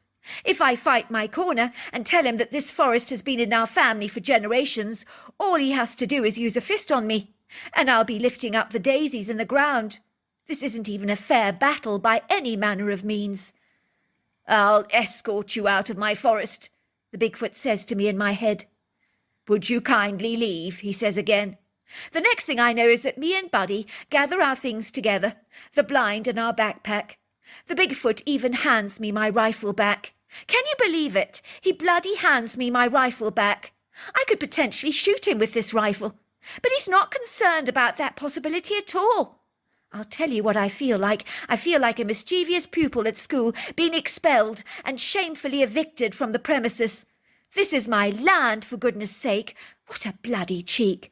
The more I think about the incident, the angrier and angrier I feel. After me and Buddy sit down in our living room, having not spoken for ages, it's not every day you meet a Bigfoot, and let's just say when you do, your life is never going to be the same again. I liked him, says Buddy. I mean the Bigfoot. You were shitting yourself, bro, I say. You were scared as hell. How in God's name can you say you liked him? That's ridiculous. I could see he was nice, bro. You can see he's got a genuine-looking face. I liked his eyes. They were very kind, not shifty. For God's sake, Buddy, listen to yourself, bro. You sound like one of those silly teenage girls, oohing and aahing over a celebrity. They've got the hots for or something. Oh, he's got a nice face, bro. Kind eyes, bro. Are you bloody kidding, bro? What the heck are you smoking, Buddy? Nice? Of course that Bigfoot isn't nice. Did you not hear what he said to us? Buddy pauses for a moment. Yes, he told us that we must not kill his birds, and we must leave his wood grove. Exactly, bro. You have the audacity to say that the Bigfoot was nice? Did you not see that he was more or less telling us we were trespassing on his land? His land? It's our land. What a bloody cheek, I say, hammering my fist into a loaf of bread on the sideboard, until I've made it as flat as a pancake, while Buddy watches me with raised eyebrows. Maybe we are trespassing on his land, Buddy says. Now I'm angry with my brother, very indignant. I want to smack him over the face so hard. But I remind myself that he has learning difficulties, so I restrain myself from lashing out. But his comments rarely rile me up, and serve to make the molten lava of the volcano inside of me on the precipice of erupting. How can you bloody say that, Buddy? This land is ours. It's been in our family for generations. I'll not be told by a bloody Bigfoot to get off my own property. Do you understand that? I'm going to call for reinforcements. I'm going to kill that Bigfoot if it's the last thing I do. Please don't, bro, says Buddy. I don't want you to kill him. You can see he's very nice. Nice, Buddy? What the hell is wrong with you? Have you got a pea for a brain? The Bigfoot was not nice. Later that evening, several of my friends arrive at my home, as I have called for reinforcements. I want my friends to help me eliminate this Bigfoot. I hear motorbikes drawing up my dirt drive. My friends are now gathered around me on the patio with beers in their hands. If you were to look at my friends, you would describe them as rednecks. They wear plaid shirts, bandanas, cowboy boots, and a laid-back casual appearance where they sport beards and moustaches, I suppose. What's going on? Asked Devon. You said we needed to get here urgently, to bring our rifles with us. What's this about? We've got a big problem, I say. A big problem. And when I say big, I mean Titanic. What's wrong with Buddy, says Devon suddenly. Why does he look so distressed? Buddy is being completely ridiculous, I say. Take no notice of him. He's just sulking. That's not like Buddy to sulk, says Devon. Buddy, are you all right? No, I'm not all right. I'm not happy about any of this. What's going on here? Says Nick, taking a sip of his beer and eyeing me warily. What kind of a problem are you having? A Bigfoot problem, I say. For a moment no one says a word. The silence on the patio is actually deafening. My friends have stopped drinking, but their eyes remain stoically fixed on me. Finally Dennis speaks out. He plays with his long black beard. A Bigfoot problem, you say? What the hell? It's a long story, I exclaimed to my friends. This morning me and Buddy went shooting for turkey in our wood grove. We got up at the crack of dawn. I was about to shoot a turkey. I got this close to shooting my target. Then I feel a hand on my shoulder, pressing me. I'm mad. I think Buddy is trying to physically stop me from shooting a turkey. But it's not Buddy who's holding my shoulder. It's a bloody Bigfoot. Can you believe it? You're bloody kidding me, says Devon, looking astonished. The Bigfoot was holding your shoulder down? You must have been shitting yourself. This has got to be the most terrifying thing that could ever happen to you. Well, let's just say he was more than a little intimidating, built like an army tank. But he had the blatant audacity and cheek to tell me to leave his birds alone, and his forest. Can you believe the bloody nerve of it? My family has owned this forest for generations. No one tells me to get off my land. But he bloody did. Then the creature has the audacity to escort me and Buddy out of the forest as if we're trespassers. Sorry, says Devon, furrowing his brow. I'm not quite understanding you. I'm not following you exactly. How could a Bigfoot speak to you? Are you saying he knew how to speak English? No, not exactly, I say, but the words were English that were spoken in my head. I think it's telepathic. I think that's what they call it. My brother's telling you the truth, said Buddy. He spoke to us in our heads. You knew it was him. The words had a voice that was different to our thoughts. Wow, that is incredible, said Garth. But you're right. It's a bloody cheek, if I ever heard anything like that before. Bloody cheek, the Bigfoot telling you to get off your own land. Who does he think he is? That's why I brought you around here. There are 8 of us and 1 of him. If we fire several rounds at the creature, we can take him down, we can kill him. Are you sure that is a good idea? I don't mean to put a spanner in the works, but what if there are other Bigfoots in the forest? These creatures, they may be unpredictable. Oh, don't worry about that, I say. I'm sure it's only him. Please, says Buddy. Please don't do this, bro. Why, Buddy? Why don't you want your brother to get rid of the Bigfoot? 'Cause he's nice. He's got kind eyes. Look, the Bigfoot told your brother to get out of the wood grove. He claims it as his territory. We have to put a stop to this now. That Bigfoot needs to be killed. Since when do animals boss humans around like this? But he's not an animal, protests Buddy. He's a human being with hair. Soon everyone was on board with taking down this Bigfoot, and all 8 of us, armed with our headlights and rifles, entered the woods. Luckily on this night we had a full moon, and a velvety black sky dappled by a plethora of pretty silvery stars. There was a cool wind blowing as we entered the wood grove. Of course, when you're looking for a Bigfoot, it's not like a normal hunt, but I did have a good feeling about where to go, so I led the group towards the outcrop of rocks. I know there was a cave that me and Buddy had frequented as a young boy. It had been lined with deer pelts. There had been a bed in there made of mosses. At the time I'd thought nothing of it. I thought it was probably a vagrant living in our woods. But this, I think, is where the Bigfoot lived. It was an enclosed space. The cave was relatively self-contained, like a small room. I told my friends to be quiet. Buddy was coming along minus his rifle. He was wearing a hangdog expression on his face. He looked desperately unhappy. Before long we were all clandestinely hiding behind various tree trunks, waiting for the Bigfoot to make his appearance. I could see Buddy moving his lips behind the tree. I asked him what the hell he was doing. I'm praying that you won't hurt the Bigfoot, he told me. I don't know how long we hid behind the trees, but it seemed like a long time. Actually, it was a beautiful sparkling night, with the wind whistling through the trees. The boughs of the trees were bobbing up and down, while golden leaves like celestial butterflies were blowing up in the wind. The light of the silvery moon danced through the trees, casting its faint shadows over the woodgrove, creating a mystical, enchanting ambience. All of a sudden the crickets and frogs stopped serenading the night. Everything became inauspiciously quiet. So quiet, in fact, as even the wind was silenced into submission.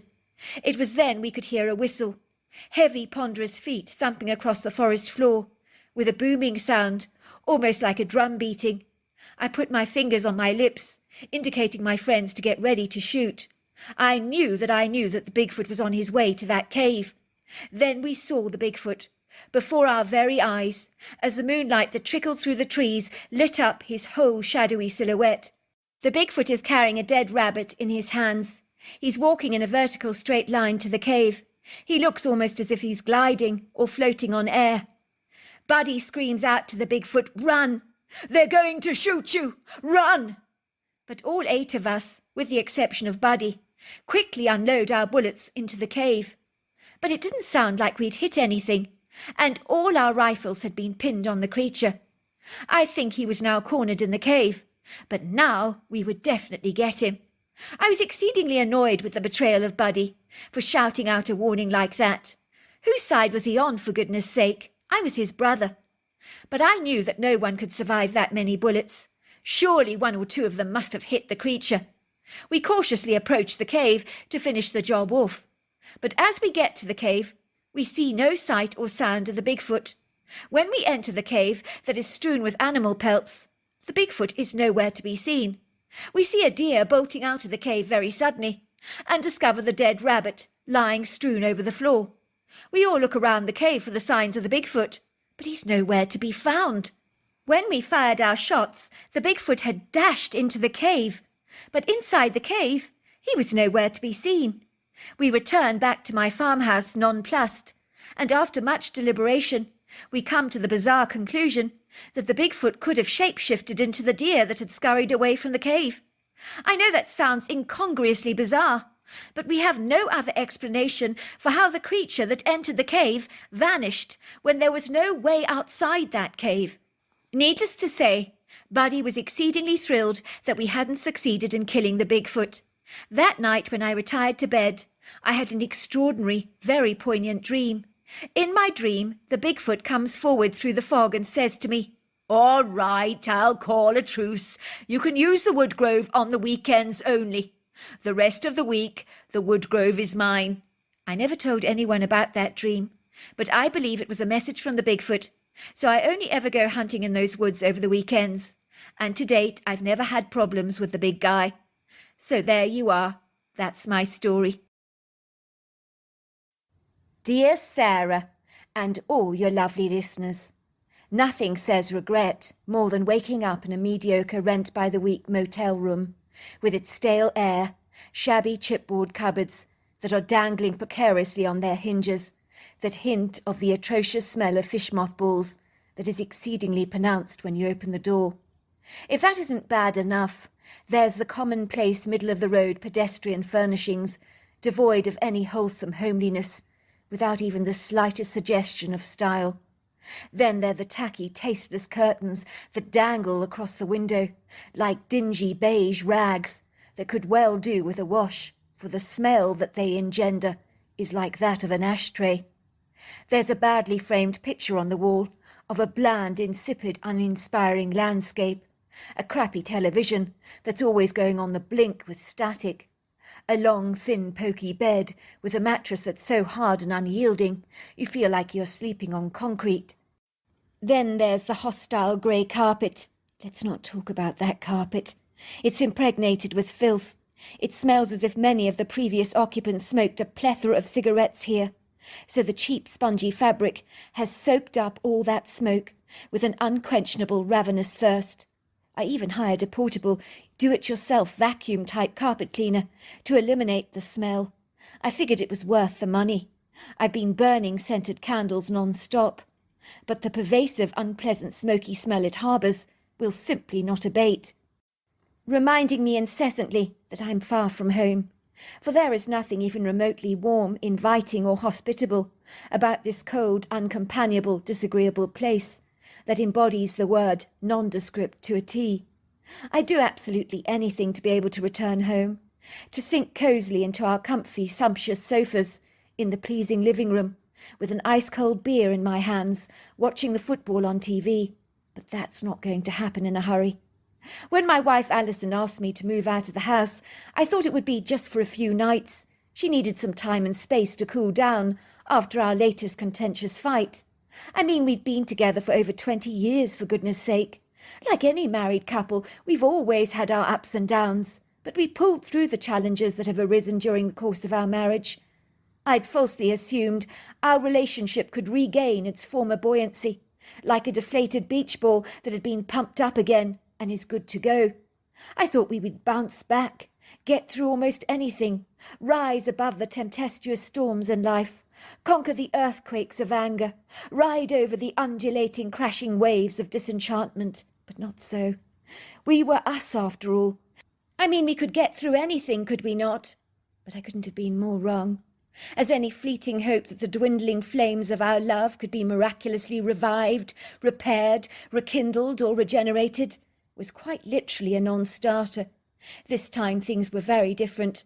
I realised this when my wife did not invite me back home, which meant that things on the horizon of my life did not bode well for my future. Ostensibly, my wife was failing to even answer my phone calls. She was avoiding me like the plague. Clearly, she didn't want to have anything to do with me anymore. I'm shaving my 2-day-old stubble that has gathered around my chin in sharp little prickles. I'm using a dollar store razor and some cheap foaming aftershave that is quite literally guaranteed to make me break out into a nasty red rash. I'm staring at my reflection in front of a filmy, dingy bathroom mirror. I am mortified by what I'm seeing. My reflection is not pretty. I've certainly seen better days before, looked a lot more agreeable than I do now. Is this really me? My hair's been washed in a cheap shampoo. It's all fly-away and unkempt looking. My eyes are lined by telltale black rings that suggest that sleep has eluded me. And as for my stubble, I look exactly like a bank robber or an unpleasant, thuggish-looking character that you would do well to avoid if he fortuitously crossed your path. I almost cut myself with the razor, wondering if I will return home ever again. Or is this really it? Over the last couple of years, my wife has been dropping the divorce bombs far too regularly, like fireworks on the 4th of July. At first, I dismissed those subtle hints as her way of winding me up. But now I've come to the stunning, stark conjecture that my wife hasn't been happy with me for a very long time.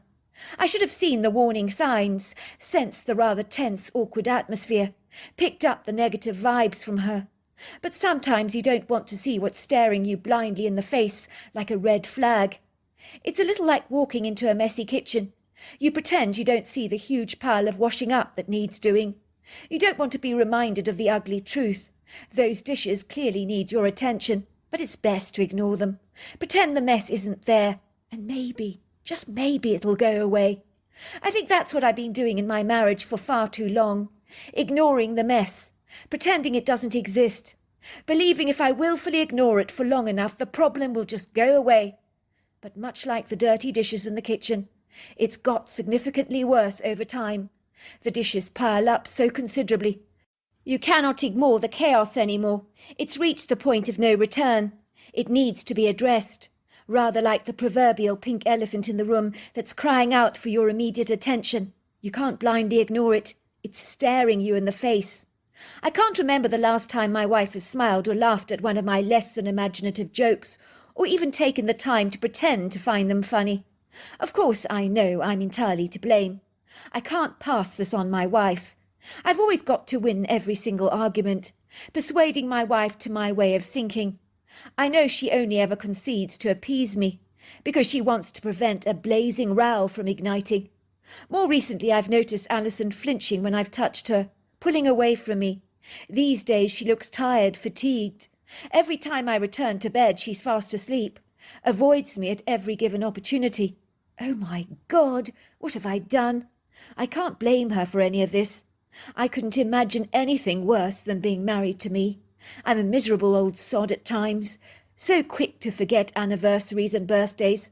One year when my wife loved the pyjamas I brought her, I subsequently brought her exactly the same pair of pyjamas for her the following 3 Christmases in a row after that. Truly, I thought I was being incredibly clever, getting her something she really loved. But to my amazement, she no longer seemed enthusiastic about my gifts. I had been visibly disappointed when she opened her present. I'd asked her why her face was wearing a hang-dog glum expression. She was sitting with her open present on her lap. Then all of a sudden she flung the pyjamas at me in anger, tears streaming down her cheeks. "That's what I think of your goddamn present!" she sprouted furiously. I remember thinking that my wife must be going through the change of life. My friend Bert had warned me about that. His wife had recently become quite volatile when she reached the menopause. Unpredictable, he had said, flying off the handle at anything he said, rather like a snapping turtle. "What's wrong?" I said. "Are you going through the change of life?" My words seemed to add fuel to the fire. My wife was furious. "How dare you? No, Weston, I'm not bloody menopausal if that's what you're saying. But I soon will be if you buy me another pair of these bloody pyjamas. You've brought me exactly the same pair of pyjamas for the last 3 Christmases in a row." "But you said you liked them the first time I bought them for you," I say incredulously. "I remember you were quite thrilled. You said they were your best Christmas present ever." "And I did like them the first Christmas you bought them for me.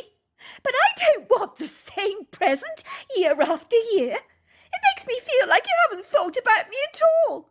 How would you like it, Weston, if I served you scrambled eggs for breakfast day after day, year after year, and you asked me why the breakfast is always the same?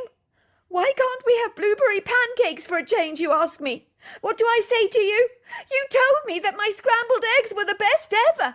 Wouldn't you say, 'Yes, sweetheart, but I'd rather like a change'?" It was suddenly that a sententious light switched on in my head. I perceived exactly what my wife was trying to say. She wanted me to think of her, to buy her something special, unique, exclusive, with an attentive thoughtfulness behind the purchase. And as usual, I'd failed abysmally. I excelled in one thing, getting everything horribly wrong all the time. It was a Saturday morning. I was feeling as flat as an open bottle of champagne that has lost its sparkle and effervescence, as empty as a finished box of chocolates, as lost as a helpless kitten, abandoned by its mother, stranded on the side of the road. There is nothing worse in the entire world than seeing what you discerned as your life, and a good one at that, being squandered and flushed down the toilet pan, and there is little you can do about it. One thing I know about my wife is once she's made an impassive decision, she will stick to it with an audacious determination that cannot be shifted, and there will be no changing her mind. Granted, she's been long-suffering, acquiescent, longanimous and selfless in our relationship for long enough, putting up with my assertive demands, long working hours, and sometimes cranky, disgruntled behaviour. I do have a problem with moodiness, and my wife over the years has learnt to evade me when I become like a rattlesnake, rather unapproachable. To be fair, I never screamed or shouted, but I wasn't exactly that pleasing to be around, especially if there's been issues in the office, which I've been guilty of bringing back home with me from time to time. I think she's come to the place of no return. I can smell the end of our relationship brewing in the wind as powerfully and poignantly as the rain in the air. I just knew that it was over between us. You get a sense about these things. I was filled with remorseful regret, obviously. I should have done things differently. Our only child, Georgina, Georgie for short, is living in university digs now, and although she would be sad, disappointed and aggrieved if me and Alison get divorced, it really will be no skin off her nose. She's independent now, fully engaged in her brand new life. She was already a bird that had fled the nest, so thankfully we wouldn't have custody issues with her. But even so, the recriminating sadness I feel about the finality of our relationship is all-consuming. Now in hindsight, I wish I'd been more thoughtful and generous not so determined to gratify my own ego by always getting my way. I dial my wife's cell phone number. To my surprise, my wife actually answers. "Hello, Weston," comes her curt, indifferent voice. "What do you want?" "I'd like to come home, sweetheart. I'm really sorry for being so—" "Being so what?" asks my wife. "Being so obnoxious, cantankerous, disagreeable, always insistent that I'm right." My wife sounds rather bewildered. "That's a first. You're actually apologising for insisting you're right. What is this, April Fool's Day or something?" Please don't be like that, Alison. Please, I beg you. Give me one more chance. We need to talk. I love you, you know. I don't want us to throw our relationship away. You know us. We can get through anything. We always have and we always shall." "No, Weston, I've had enough. I'm tired of forgiving you over and over again. I'm sick of you laying down the law. I'm frustrated that you're never home, and when you are, you're always so moody. It's like the house is all lovely and peaceful, and then you suddenly come home, and it feels like a black storm cloud is looming over me. You're always forgetting important dates that are so important to me, like anniversaries and birthdays, as if they mean absolutely nothing to you. That hurts and offends me, you know. You always put yourself first in every endeavour, sparing so little regard for me. You're self-centred, selfish, way too demanding. I've had about as much of you as I can possibly take. It's over between us, Weston. You can come and get your stuff when I'm out, but I will be sending you the divorce papers. I'm sorry that it's come to this, but I've reached the end of my tether. I really have. Don't even try to change my mind, because I'm not going to budge on my decision." "So that's it then, Alison. You're being exceedingly unreasonable. We need to talk about this. You can't just end our relationship like this after everything we've been through together." "Look, Weston, I've been unhappy for many years with you. I'll be damned if I'm going to spend the rest of my life feeling so miserable. This is no way to live. Now that Georgie has left home, we don't have to pretend to be the happily married couple anymore. It really is for the best if we both part company." My heart is in my throat. My fingers are trembling. My hands have become clammy and moist. I don't want to hear my wife prattle on about why she wants to leave me. I know every disparaging word she's uttering about me is absolutely true. But every time I hear about my shortcomings and failings as a husband, I feel as if I've been pierced in the gut or stabbed with the spear of a stingray. I can feel myself fighting back tears. But I'll be damned if I'm going to cry. My mother always taught me that men should never ever cry, but should keep a stoic, stiff upper lip at all times. I can hear her words in my head from when I was a little boy. "Weston, now don't you cry. You're a big boy now. It's not becoming for a boy to cry." I decide I quickly need to run across town to buy a few things. I require an immediate distraction post-haste. Anything to make me not think about my wife. Never before have I wished it wasn't the weekend, but right now I would give anything to be back at work, surrounded by a plethora of problems and issues that need addressing, and offer me that quintessential convenient diversion or escapism that I'm yearning for. I just don't want to think. It hurts too much. I don't want to meditate on what I could have done differently, or on all my failings as a husband. What's the point in that? If my mother was alive, she'd say, "Weston, don't cry over spilt milk. What's done is done. Just move forward. Take one step after another." "It's easier said than done, Mother," I say begrudgingly under my breath. I stare at the vacant emptiness of my beige existence. In this mediocre, gloomy, wishy-washy, bland, cheerless, poky motel room that is so dauntingly depressing. Even looking at it makes me feel intrinsically lugubrious and saturnine as I open and close my motel room door. The man in occupancy of the motel room directly next to mine is also locking up his door. For a moment our eyes briefly meet as he nods at me. I am struck with the extraordinary revelation that this man has an amazingly familiar face. Where do I know him from, I think? It begins to bug me, even when I make my way back to my black SUV. I climb into the driver's seat, driving steadily towards town with my radio blaring, with Engelbert Humbleding's song, All the Girls I've Loved Before. I'm trying to rack my brains as to where I know this man from, but I just can't find the name to fit the face. I can't help wondering if he also experienced a similar recognition when he saw me, but I can't be sure about that. It's when I'm in the grocery store that I bump into the man again. How extraordinary, I think. It's like serendipitously our paths are somehow meant to cross. God only knows why. "Hello," he says suddenly. "It's Weston Finley. Am I right?" I nod. "I knew I recognised you," he said. "We were at school together, in the very same class. I'm Ted Young. I'm not sure if you actually remember me. You were always the popular one at school. I would be the shrinking violet in the background, getting personally acquainted with the white concrete walls," he jokes. I laugh. In a trice, a light switches on in my head. "Oh, my word, I do remember you.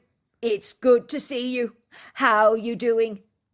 "Not very well, as it happens," he says, seemingly surprised at himself for blurting out what was possibly a clandestine secret. "If you must know, the wife's kicked me out. She's asking me for a divorce."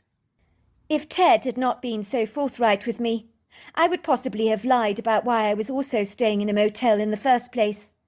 I don't really want to rub salt in the wound, to admit my shortcomings and inadequacies as a husband, but with Ted's direct honesty, I found myself being upfront with him, which surprises even me. "I'm in exactly the same boat, I'm afraid. Bloody miserable business, this divorce malarkey, is it not?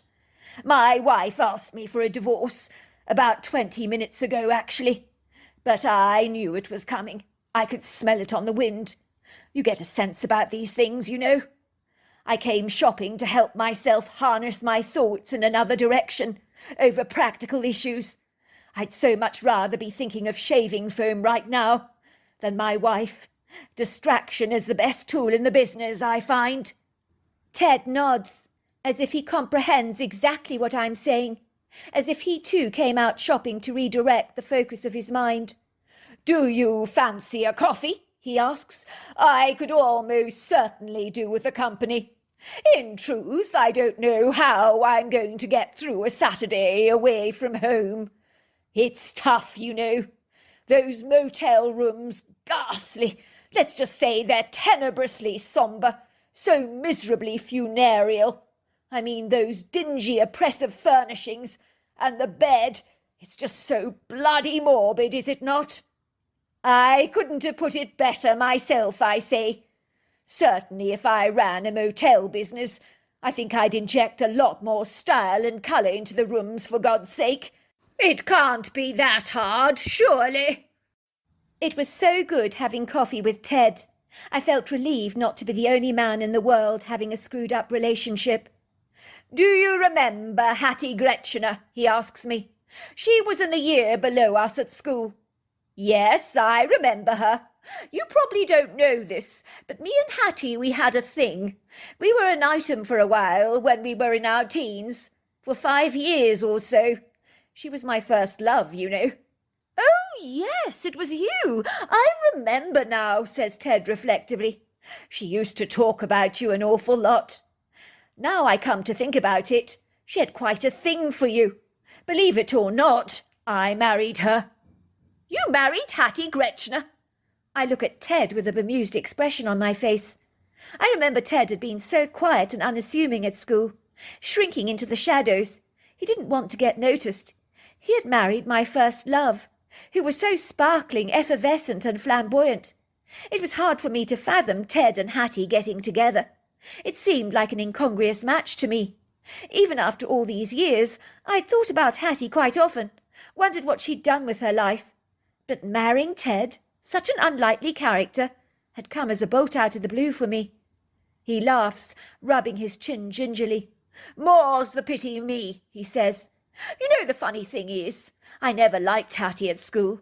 I wasn't remotely attracted to her. She was never my type. I think she was far too, let's just say, sparkly for me. I had the hots for what's her name? Alison Mayer, that's right. You remember her?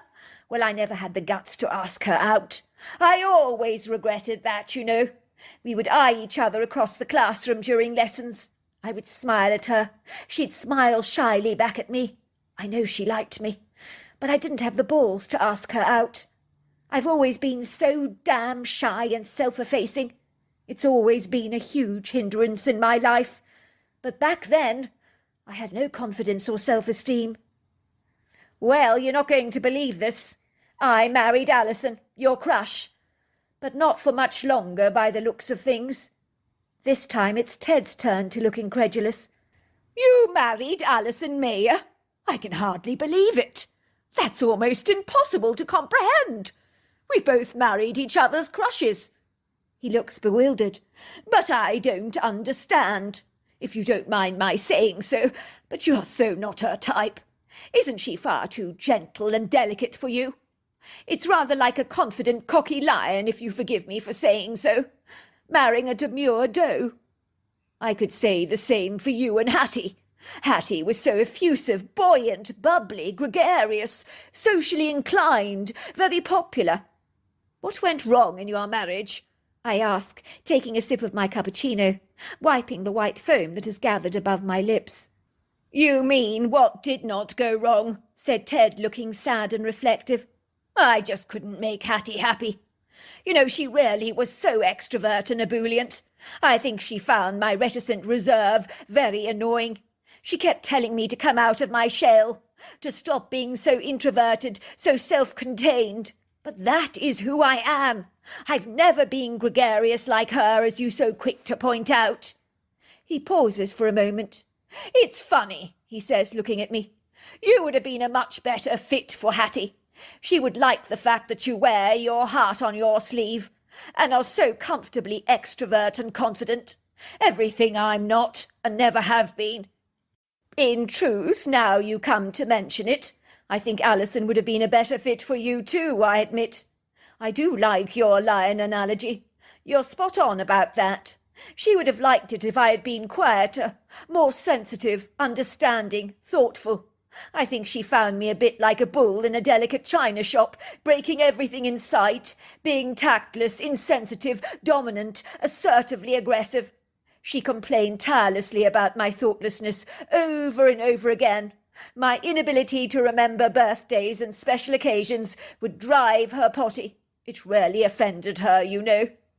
That's where I'm very good, said Ted. I never forget a special occasion. I'm very particular about that.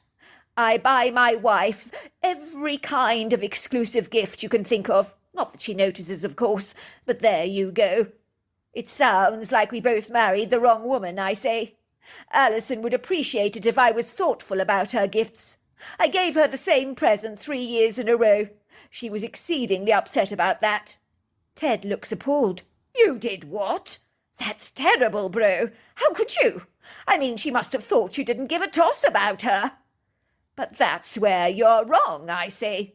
I did give a toss. That's why I gave her the same present. She was thrilled and delighted with it the first time I bought it for her. You don't get it, bro, do you? No one wants the same present on repeat. That night, as I lay in my uncomfortable stiff bed, in this Plutonian, forlorn, desolate room, where the light of my bedside lamp illuminates the rough concrete of the grey, dingy walls, I become impatiently restless, glancing at the clock. It's 1 o'clock in the morning. I can't get a damn wink of sleep. What the hell is wrong with me? I'm tossing and turning in my bed. I'm sweating like a pig. It's not even hot out there.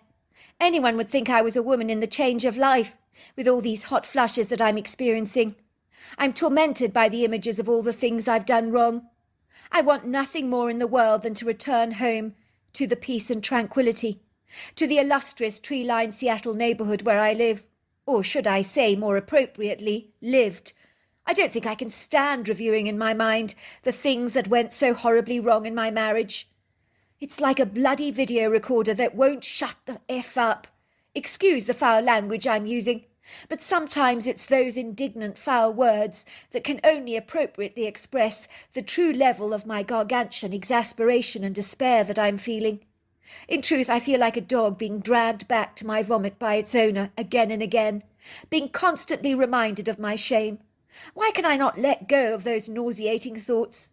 Why can't I just accept everything that has transpired between me and Alison as part of a chapter in my life, and turn to the next chapter and begin at a brand new page, move on with my life, without recruiting self-recrimination and regret to the equation, to make myself feel 1,000 times worse? I reluctantly climb out of my bed, wiping away the sweat droplets that have gathered on my forehead. I fumble unsteadily towards the bottle of scotch. I better not get addicted to this stuff, I tell myself. But one stiff drink won't hurt. It might just anaesthetize the pain I'm feeling, help me get some much-needed sleep in that lumpy, hideously uncomfortable bed that is so quick to remind me of what I'm missing out on. I toss back a shot of the drink. It burns the back of my throat. I can hear some clamouring going on in the motel room next to mine. I realise that Ted is ambling around next door. He's obviously also struggling to get a wink of sleep. I knock on his door. Ted opens it. I can see his eyes are covered with red rims. I realise he must have been crying. I feel secretly jealous that he can have a physical release from his emotions through tears. I secretly would love to be able to cry. "Come in," he says, sniffing, opening the door for me. You must excuse me. I'm just having a weak moment." "I heard you clattering around in here. I guessed you were up. I thought you could do with a friend. I know I certainly could. I feel rather lonesome back in that beiger-than-beige, dreadful room, wallowing in self-pity and regret. I'm afraid I'm wishing I could go back in time to change things, but it's too bloody late for all that." To my astonishment, Ted bursts into tears. My life is a complete screw-up," he confesses. "I really messed up my marriage with Hattie. If only I could have been what she wanted me to be. If only I could have been more extrovert, less reserved. Then Hattie, she'd never have asked me for a divorce. She tells me I'm just too bloody quiet, too dull and boring, and she wants more colour in her life, and I guess I'm just not that. Look, as far as I'm concerned, we both screwed up. We both did. It's not nice to have to admit to ourselves, but we have to face it.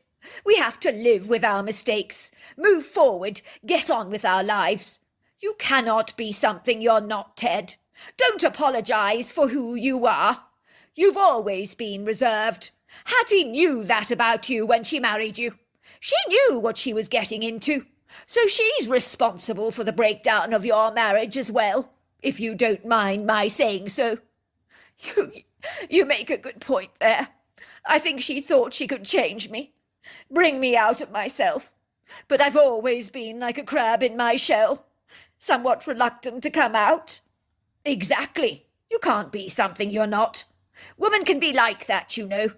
They think they can change us, but we're pretty much set in our ways. We're not to be changed, and why should we be? Why should we apologise for who we are? We are what we are, and that is it.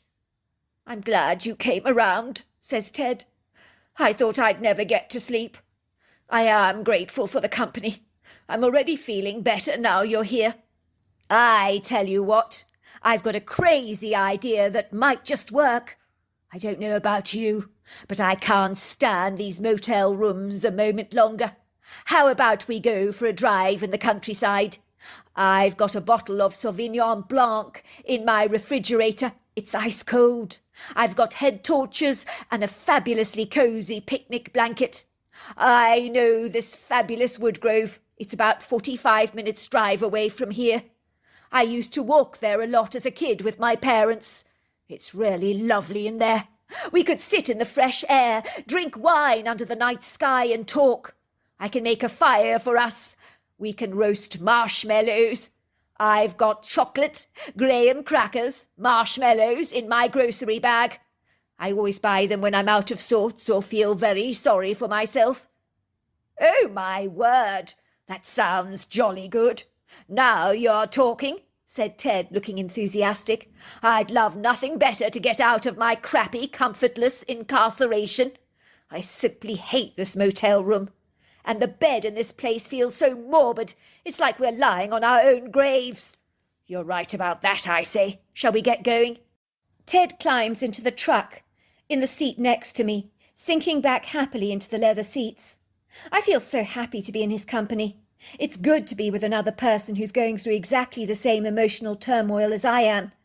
I guess the saying misery loves company really does apply here. Ted and I had never worked close at school. We were so different in every regard. I was big into sports, the captain of the basketball team back then, very good in field and trek, popular with the girls, of course, while Ted was quiet, unassuming, very reticent, although as bright as a button, I might add, exceedingly clever. He was considered the best chess player in school, winning all the championships against competitive schools. My very best friend, Cooper, was the last person I wanted to talk to right now, whom I could have confided in about the bedraggled state of my life. We lived down the road from each other. We had become acquainted at college, yet I'd never dream of confiding in the likes of him about my upcoming divorce. How could he possibly comprehend what I was going through, as his life was so damn perfect? It was one of the things I found so incredibly annoying about him. He and his wife were so madly in love after 21 years of marriage. Oh, and his children were getting successful grades at school, of which he was so quick to point out to me. It was always Madison this, Madison that, Madison the next thing. Do you know the teachers at Madison School say she's the finest art student that they've ever seen? And as for Scott, he's so perfect. He received a scholarship. The teachers are in awe of him. All right, I get it that parents are proud of their kids, but I find it more than a little grating when they go on and boast about their children. Don't they realise how nauseating it is? It leaves a bitter, nasty taste in my mouth. It's almost like Cooper is bragging about his own progeny, his high-quality sperm, of which mine is clearly so much more inferior. To make matters worse, his business is booming. Everything he touches appears to turn to gold. It's an awful pity the chocolate he eats doesn't turn to gold, because it might just glue his mouth shut for a change. Of course, he's financially prosperous and wants for nothing. I knew if I was in his company he would be quite condescending. I can see him there now, taking a puff of his cigar, blowing out a long trail of smoke. Well, Weston, you really have screwed up, bro, this time, have you not? You should have been more attentive with your marriage. You should have initiated date nights. Now, me and Cheryl, we this, we that, we the next thing. We're so bloody wonderful, so incredibly perfect. I can just see it now. You know what it makes me want to do? Ram my finger right down my throat and throw up violently. Another thing is, I don't buy it. Do you? I don't care who you are. Everybody has problems. No one is perfect, no matter what they say. I gather a duffel bag, in which I place the picnic blanket, a fire starter and matches, a couple of glasses, some cashew nuts, chips, marshmallows, chocolate, graham crackers, a wedge of camembert cheese, some grapes, olives, French baguette that I brought earlier on in the day. Luckily I left the brie out. It's soft and melty, delicious. It's like we're going to have a midnight feast tonight. The idea has uplifted me considerably. It makes me reminisce over camping holidays I had during my youth when I was a young boy. Those are happy memories. Ted climbs into the seat, places the safety belt over his chest, clicking it into its slot, while I start up the engine, pressing down the accelerator firmly, and boom, we're driving down the windy asphalt roads, my smooth tyres gliding seamlessly, my engine purring contentedly, as we journey past meadows, fields, barns, farmhouses, and so much more, none of it which we can visibly see, as everything is obscure and faint, shrouded by a mantle of the twilight that blankets everything in a veil of darkness, from which the twinkling stars glitter through the heavens like bright rhinestone jewels, and the ivory moon casts her ethereal shadows over the landscape. I'm glad we're doing this, he says. I'm already feeling so much more upbeat. I put on Radio Classic King, 98.1 FM, Seattle radio.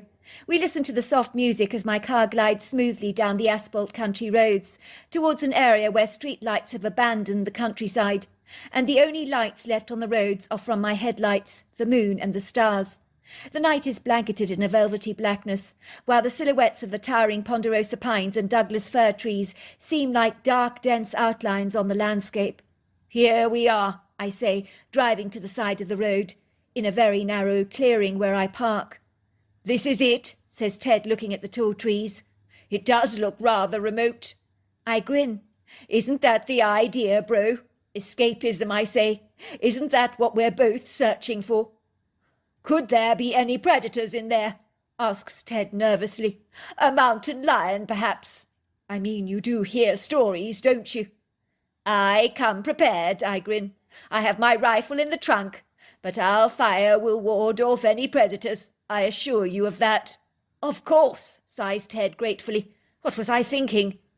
We climb out of my truck, slamming the car doors behind us gently. We amble cautiously through the woods, guided by the light of our headlamps. We can hear the crickets chirping, the frogs croaking, and if we crane our heads up to the sky, we see a plethora of silvery stars, along with the full moon, that seems to smile down upon us with a warm, welcoming embrace. How I wish my wife could be as congenial as she. We eagerly trudge down the dark earthen paths of the woodgrove, our spirits uplifted, our enthusiasm stoked up like the embers of a dying fire that has been revived. I feel excited, exhilarated, peaceful in this blissful, tranquil sanctuary. The soft wind kisses our cheeks, while the towering slender shapes of the trees pencil up into the sky like giants adorned in bushy resplendence that appear to jiggle in the wind, almost as if they're waving at us with hundreds of hands. I've seen the occasional yellow eyes staring at us through the undergrowth, heard rustling and quick scampering of feet scurrying away. I think we've scared off a couple of deer and a raccoon. Neither of the species that pleased to make our acquaintance, I'm afraid. The moon is peppering a soft gossamer twinkling light through the open canopy. The wind remains cool and exhilarating. The forest smells buttery, sweet, woody, very fresh. Our boots crunch a confetti of forest debris beneath our heels, which snap and crunch as we walk up the precipitous mountain trail, until we find a smooth clearing, which is a little like a small room strewn with a plethora of rocks and pebbles, surrounded by trees. I roll out the blanket on the dark earthen floor, and then me and Ted search for some wood. We layer it carefully with a little kindling, and it catches. Before long we have a crackling fire going, while we sit around it contentedly, staring into the bright orange flames, smelling the wood smoke as it burns brightly. The orange flames flicker against a tenebrous landscape. I open the wine and pour us each a glass. We both watch the fire crackling, rolling, folding, sparking and spitting. There's nothing more therapeutic. I feel as if we should be telling each other ghost stories. We begin to enjoy our glasses of wine, clinking glasses together, eating cheese and baguette. And then I roast Ted a marshmallow, which I squash into a chocolate between a sandwich of graham crackers, and the chocolate melts under the steaming heat of the marshmallows. Ted takes a bite. He looks at me with appreciation. "Now that tastes remarkably good," he says. "I'm so glad we came out here tonight.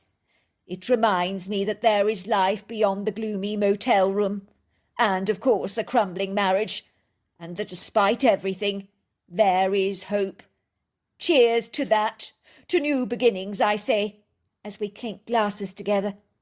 As Ted and I roast marshmallows and talk, all of a sudden I get the overwhelming sense we're not alone. It's a feeling that nudges me, almost as precisely as the cool breeze does. I also notice that the forest has become quieter, as if for a brief moment the orchestra of the frogs and crickets have taken a respite. I don't feel afraid nor concerned. It's possibly a fox, I reassure myself, but that is when my eyes perceive this eye-shine, from about 8 feet up. I'm almost certain I see a black, humanoid figure peeking at us from behind the tree. We're being watched. Someone is spying on us. I'm 100% certain they're human. "Hello," I say. "Who is there? We've seen you now. Why don't you show yourself? Give yourself up. If you like, you can come and join us for a glass of wine and a snack." Ted and I are staring at the tree. That is when we see her. She's female.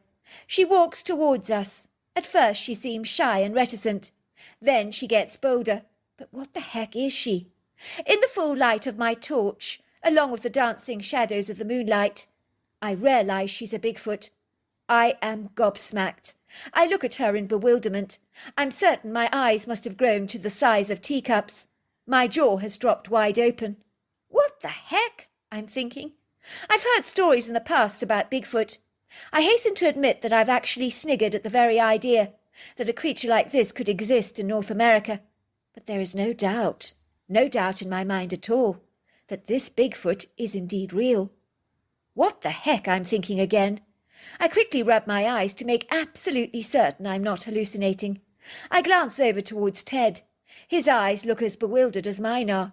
He's completely dumbfounded by what he's perceiving. As I think these thoughts, the idiosyncratic creature seems to be smiling at me through her deep-set treacle-coloured eyes that I could swear look amused by my thoughts, as if she's perceiving exactly what I'm thinking. I'm struck by how remarkably human she is. I've heard that Bigfoots are supposed to look like apes. I'm sorry, but I categorically have to disagree with that assumption. The only thing about this creature that may have earned them a likeness to an ape is the pointed tip of her head, and of course her overlong arms.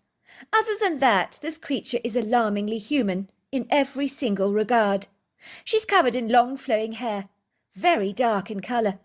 I promise you she's got a really pretty face, which is perfectly symmetrical, easy on the eye, but her body is powerfully strong, dense with muscle definition and tone. I bet underneath that silky black hair of hers, that is darker than the night, she possibly has a six-pack. Her breasts are small and pert. They stick out like two little hills through her soft hair. The creature is studying us curiously, but she's not unfriendly at all. I know she's wearing a magnificent necklace of eagle's feathers around her neck. I'm not sure what they're supposed to represent. She surprises the both of us by sitting right down next to me on her haunches. Perhaps when I called out to her, thinking she was a human, and asking her to join us for a snack, she took us at our word. She sees my marshmallows gathered on my skewer that are all soft and mushy. She opens her hands as if to say, "Can I have one of those?" I quickly get to work to make the creature a graham cracker with chocolate and marshmallow, which here in America we call s'mores. The creature watches me. My hands are trembling with excitement. I'm making a bloody s'more for a Bigfoot. I can hardly believe this. The creature is sitting so close to me, I could literally reach out and touch her. I could stroke her gloriously smooth dark hair. I really do comprehend why people are intimidated by these creatures. I guess she must be easily 8 foot tall, 700 pounds or more. But there is no fear gathered in my heart, no trepidation or uncertainty, for this creature exudes a generous warmth, an outer-worldly intelligence, a perceptive intuition. Even though I don't know this for certain, I sense she knows all about me. And why I feel this, I can't actually fathom. The creature takes a bite of the s'more. I realise that both Ted and I are holding our breaths as we watch her bite into the s'more. We rarely want her to like it, and we are not disappointed. The creature reacts to the s'more as how I would only dream my wife would react over one of my Christmas presents. Her dark eyes twinkle. She audibly makes an appreciative groan that comes from the back of her throat. It sounds orgasmic. She reaches out her hands again and again, and dozens of s'mores later, she seems very satisfied. She rubs her stomach appreciatively. I don't want this Bigfoot to leave us. I really don't. I love her congenial energy, her warm, generous presence. She makes me feel like I'm bathed in unconditional love and acceptance. I find that I'm eagerly giving the creature bread dipped in brie, or my cashew nuts and grapes. She finishes every single morsel, while we watch her in awe, as if she's an angel sent from heaven, that we just don't want to leave us. She sits there for a while next to us, studies us both through her warm eyes. She then gets up and nods to us. She pulls out a couple of eagle's feathers from her necklace, placing an eagle's feather into each of our hands. She turns around and glides away, and we watch her moving as she swings her arms backwards and forwards, turning her head over her shoulders to regard us one more time, and then she's gone. We still bask in the glory of her energy. Her warm presence remains with us. We're like two cats grabbing the only sunshine left on a cold winter's day. Neither Ted or I say a single word, for to break the silence would be to end the magic of this mysterious moment that I want to last for ever and ever. I don't want to let go of it. I've never felt this light before. We stay on our picnic blankets, watching the sun rise through the canopy of the trees, as if an invisible paint has brushed the sky in splashes of gold, tangerine, orange, pink and purple. It's magnificent to behold. I hold my breath, breathing in the beauty of this magical moment, clinging on to it with all my might, not wanting to abandon this poignant, indelible memory. The pretty bird song filters through the forest. Finally we gather our things together, but we don't utter a word. We even drive back to the motel in silence, not even disturbing the quiet with classical music. It's only when we both drive into the parking bay at the car lot at the motel that we both say, "Bloody hell! We saw a Bigfoot! Can you believe it?" I know it might sound strange, but after that incredulous night, everything changed for both Ted and I, whom are now the very best of friends. The heaviness just lifted off our lives, as if by magic. And if that's not crazy and nonsensical enough, both Ted and I are now married to each other's ex-wives. We're incredibly happy. We often hang out together, the four of us, as if that was how it was always meant to be. Ted and I still hold on to our eagle feathers. We will never forget how our lives were transformed after we encountered that Bigfoot. So there you are. That's my story. Dear Sarah and all your lovely listeners, growing up in the fun-loving community of Huntington Beach, which is a California city southeast of Los Angeles, was quite literally a wonderful life. Many would consider me exceedingly privileged and blessed to live in such a magnificent part of the world, and they would indeed be right. The weather is very warm during the summer months, and the focus of everything, including the pier, is a cornerstone or bedrock of beach life. I'd been raised here with my brother Brady, as my parents are both zealously passionate marine biologists who spend much of their time rescuing injured sea life, like a sea lion being badly injured by a boat, which happens more than I care to mention. Sometimes with such devastating consequences that my mother is quite literally forced to end its suffering by putting down the poor creature. Then there's a random isolated incident from time to time of a whale being beached. Then there's a white shark tangled up in a fishing rope sometimes, or a dolphin with a fishing hook embedded in its pectoral fin, and so much more. We live in a geometrical square-shaped open-plan house that embodies clean lines, literally situated across the road from the beach. Very convenient. This eco-friendly, minimalistic home is designed with practicality in mind, fully embracing and endorsing modern, clean, contemporary design, built to maximise the benefits of the prepossessing ocean views, complemented by the towering palm trees that, like skyscrapers, pencil up proudly into a cobalt blue sky. We have floor-to-ceiling windows, large sweeping patios on the highest elevation, where we can thoroughly enjoy sundowners at night, while we watch the arresting sunset over the peninsula, which is magnificent to glimpse. Indeed, there's nothing quite like it. If I wake up early in the morning, sometimes I sit on the comfortable leather couch with a cup of coffee in my hands. I watch in mesmerised, appreciative, reverent awe the ocean shimmering in the morning light, the top of the water bespeckled with a twinkling glaze. Truly, there are no words. It can be transfixing to behold, especially when the sun rises over the horizon. The sky is dappled with resplendent, billowing ribbons of golds, oranges, pinks and yellows. I often see seagulls soaring in the blue sky, early in the morning, squawking loudly with their choking calls. Surfers gliding and riding the ocean waves with a masterful seamlessness, as if they're one with the waves, their feet so effortlessly anchored to the board, with a balance and agility of note. Then their people running across the beach, often with a dog wagging his tail at their side. We have a telescope from our home permanently pinned on the ocean, so we can watch the comings and goings on the beach and in the ocean waves itself. If we get terribly, terribly lucky, on the odd, rare, infrequent moment, we might get the precious sighting of a pod of dolphins gliding through the ocean waves which doesn't happen very frequently, I hasten to say. Me and my brother Brady are very keen surfers. We've grown up in a relaxed, congenial, friendly beach culture and environment, with volleyball on the beach, skateboarding, roller skating, fires, and picnics on the beach. Lots and lots of ice cream. You can't live by the beach and not thoroughly enjoy ice cream, or there's something seriously wrong with you. In truth, I can't imagine living anywhere else in the entire world but by the ocean. I love the smell of the salt in the air, the rich oxygen that infuses my lungs, the feel of my feet sliding through soft beach sand as I run towards the crashing waves. Even watching the waves rolling flamboyantly towards the shoreline is one of the most relaxing, exhilarating things I know to do.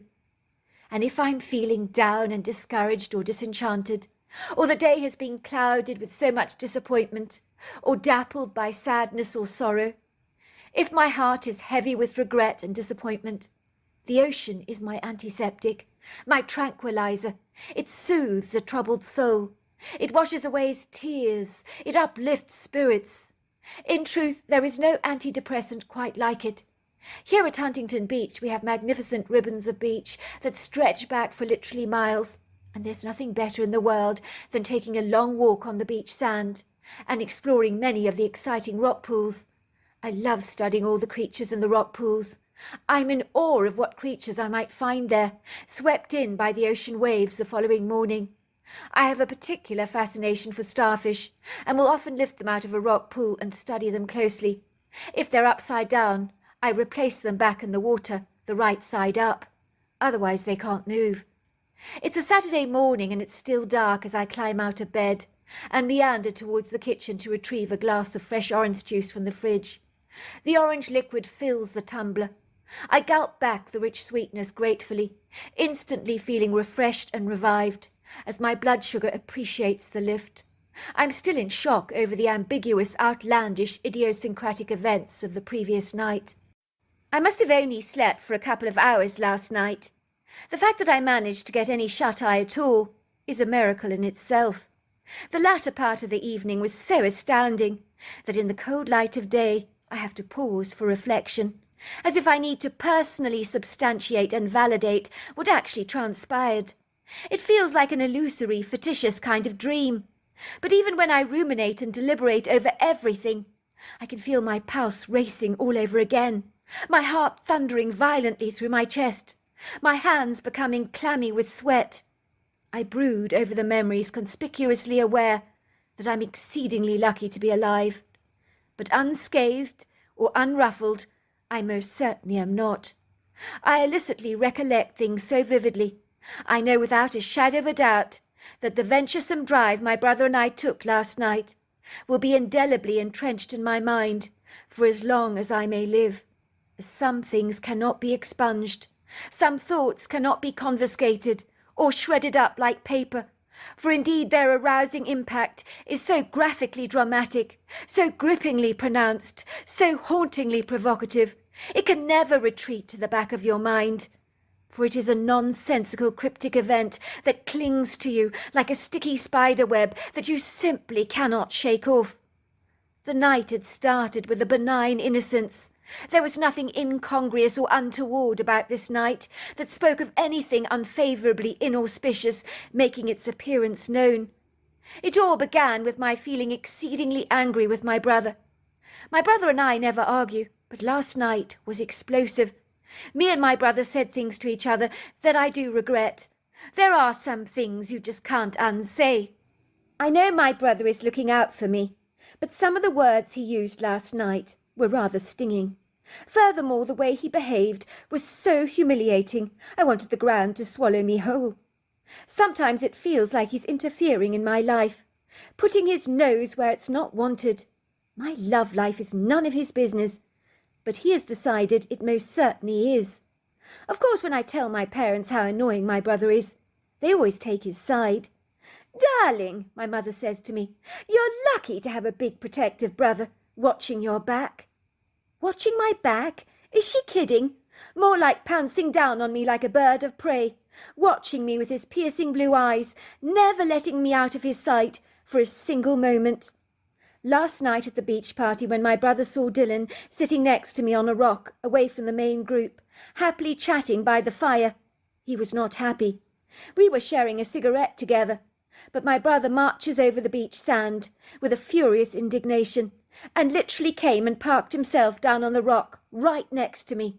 There was a scowl on his face which he tried to conceal, but I saw it very, very clearly. How are you, sis? How's everything going tonight?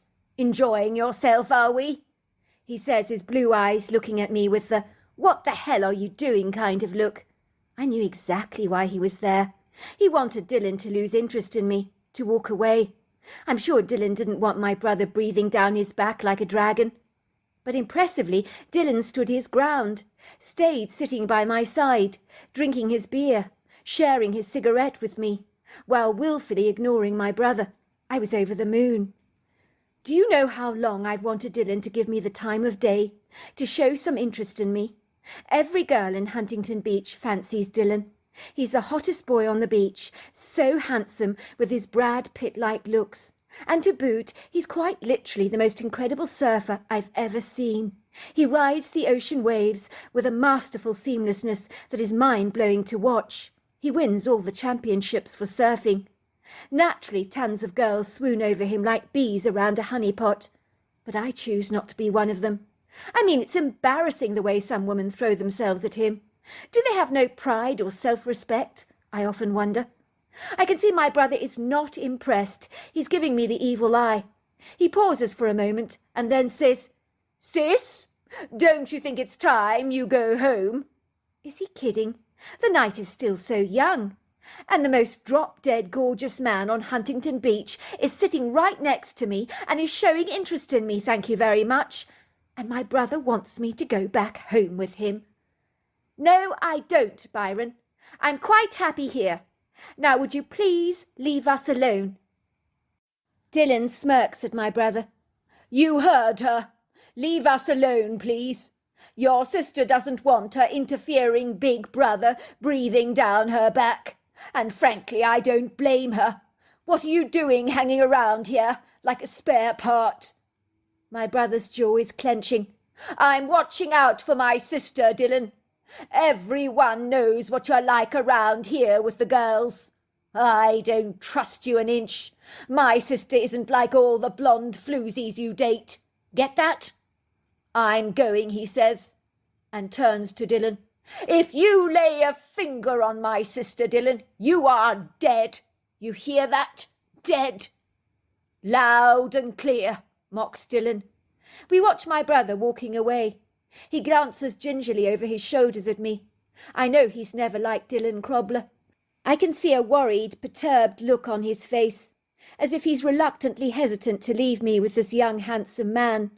I'm secretly wondering who he trusts less, me or Dylan. Your brother's a big jerk, says Dylan, handing me his cigarette. I take a drag. He means well, I say, finding myself defending my brother's corner, for reasons I cannot fathom. But you're right, he can be quite a big bully. Means well, says Dylan. Your brother was virtually breathing down my back when he was sitting here, watching me like a vulture hovering over a carcass. I don't know how you can put up with a brother like that. If I were in your shoes, it would drive me completely mad. I want to ask Dylan why he's chosen to sit next to me. I wouldn't think I was his type. He's always gone for blonde women with golden skin. I have long dark hair and fair skin. I never seen him with a girl like me before. It must be as if Dylan is reading my thoughts, because he pipes, "I really like you, Tonya." He suddenly takes my hand in his and gives it a tight squeeze. "I have liked you for a long time, you know." His voice sounds serious, his words intense. He sounds sincere, earnest even. I'm astonished by this revelation, I have to tell you. I blurt out, "But I'm so not your type. You like a particular look, don't you?" Dylan frowns.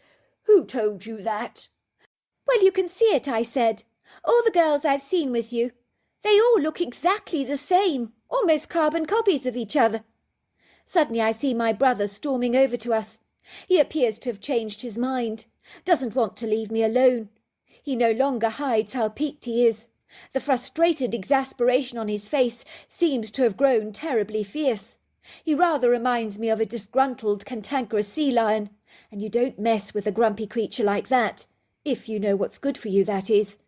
Get up, sis, and no arguing. You're coming with me now. He pulls me up from the rock. With one arm he drags me across the beach. Leave me alone! Stop it! I protest. Leave me alone! You can't tell me what to do! Leave me alone! I glance over at Dylan.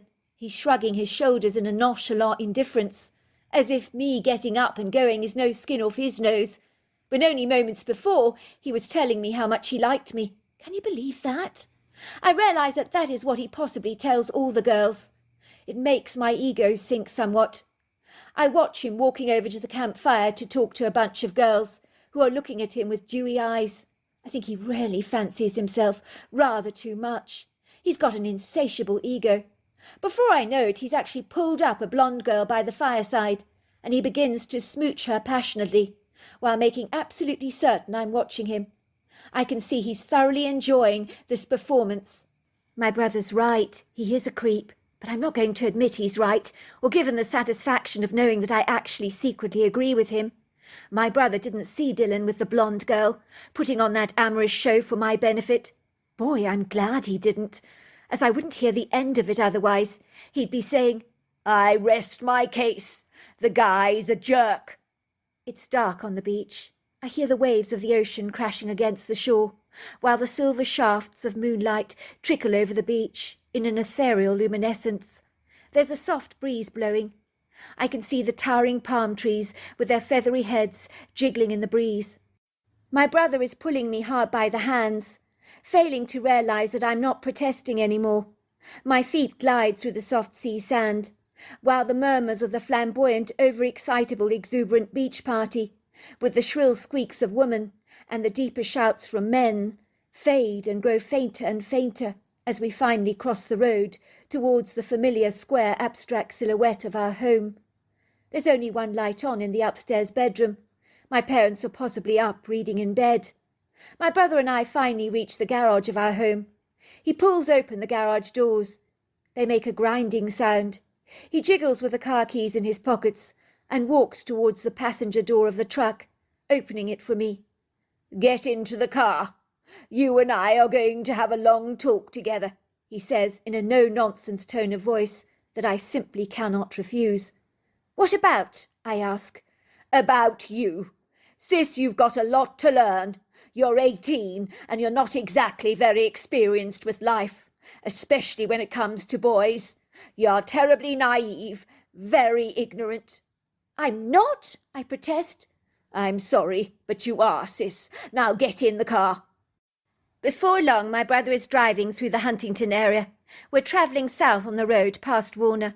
Eventually we drive past the lovely stretch along the Bolsa Chica, with unobstructed views of the ocean on one side and the ecological reserve along the other, with trails among the tidal zone. It has salt marshes, coastal dunes, seabird nesting islands. Of course, given it's dark, it's impossible to appreciate the beautiful scenery or see anything of that. We're driving down quiet roads as my brother is gripping the steering wheel so tightly. I can see his white knuckles showing. I know he's trying to suppress his frustration and not doing a good job about it. His heavy-duty rubber wheels smoothly follow the sweeping curves of the asphalt roads as they glide past the ocean. There isn't a solitary soul in sight. I'm beginning to enjoy this drive, although I certainly could do well without my brother's lecturing voice droning on and on about my whimsical naivety, my inept puerility, my callow ingenuousness, and how I have an awful lot to learn about men. I can see the silhouettes of the rosewood and cypress trees intermingled with pencil-tall straight silhouettes of palm trees, along with the billowing shapes of the landscape under this dark velvety night. Look, Tanya, I'm not trying to be funny, but why on earth were you sitting next to Dylan on the beach this evening? He came and sat next to me. He told me he's always liked me. Did he now? Said my brother, tensing in his seat, his back visibly becoming as straight as a pencil. And you believe him, do you? You buy into that little chat-up lion? I'm not sure, I say. I think he actually meant it. Don't believe a bloody word that young man says. He has an ego on him the size of Los Angeles, and he thinks that every young girl on the beach fancies him rotten. He's not interested in you, sis, for your riveting personality. He just wants to add another notch to his bedpost. Do you get my drift? I don't comprehend why women like him at all. I mean, they throw themselves at him. It's something that baffles me continuously. Well, isn't it obvious? He looks like Brad Pitt. You know what I think. We men are often accused of being visual, with an eye for a pretty lady. But you women are far worse when it comes to men. I see the way the young girls drool over Dylan. It's absolutely nauseating to watch. In truth, it makes me scandalously sick to the stomach. You're a fine one to talk. You can't accuse women of being visual. Look at you. All your girlfriends have been pretty. I've never seen you date an unattractive woman before. Yes, but if they were pretty with no personality or sense of humour, I would drop them so fast like a hot potato. But you, sis, the way you were looking at Dylan tonight, it got me grievously worried. The man has the personality of a tadpole, the charm of a bullfrog. But when you were sitting with him, you looked like all the other women on the beach, in awe of him, so grateful that he was showing an interest in you, sis. You know how pathetically sad that is?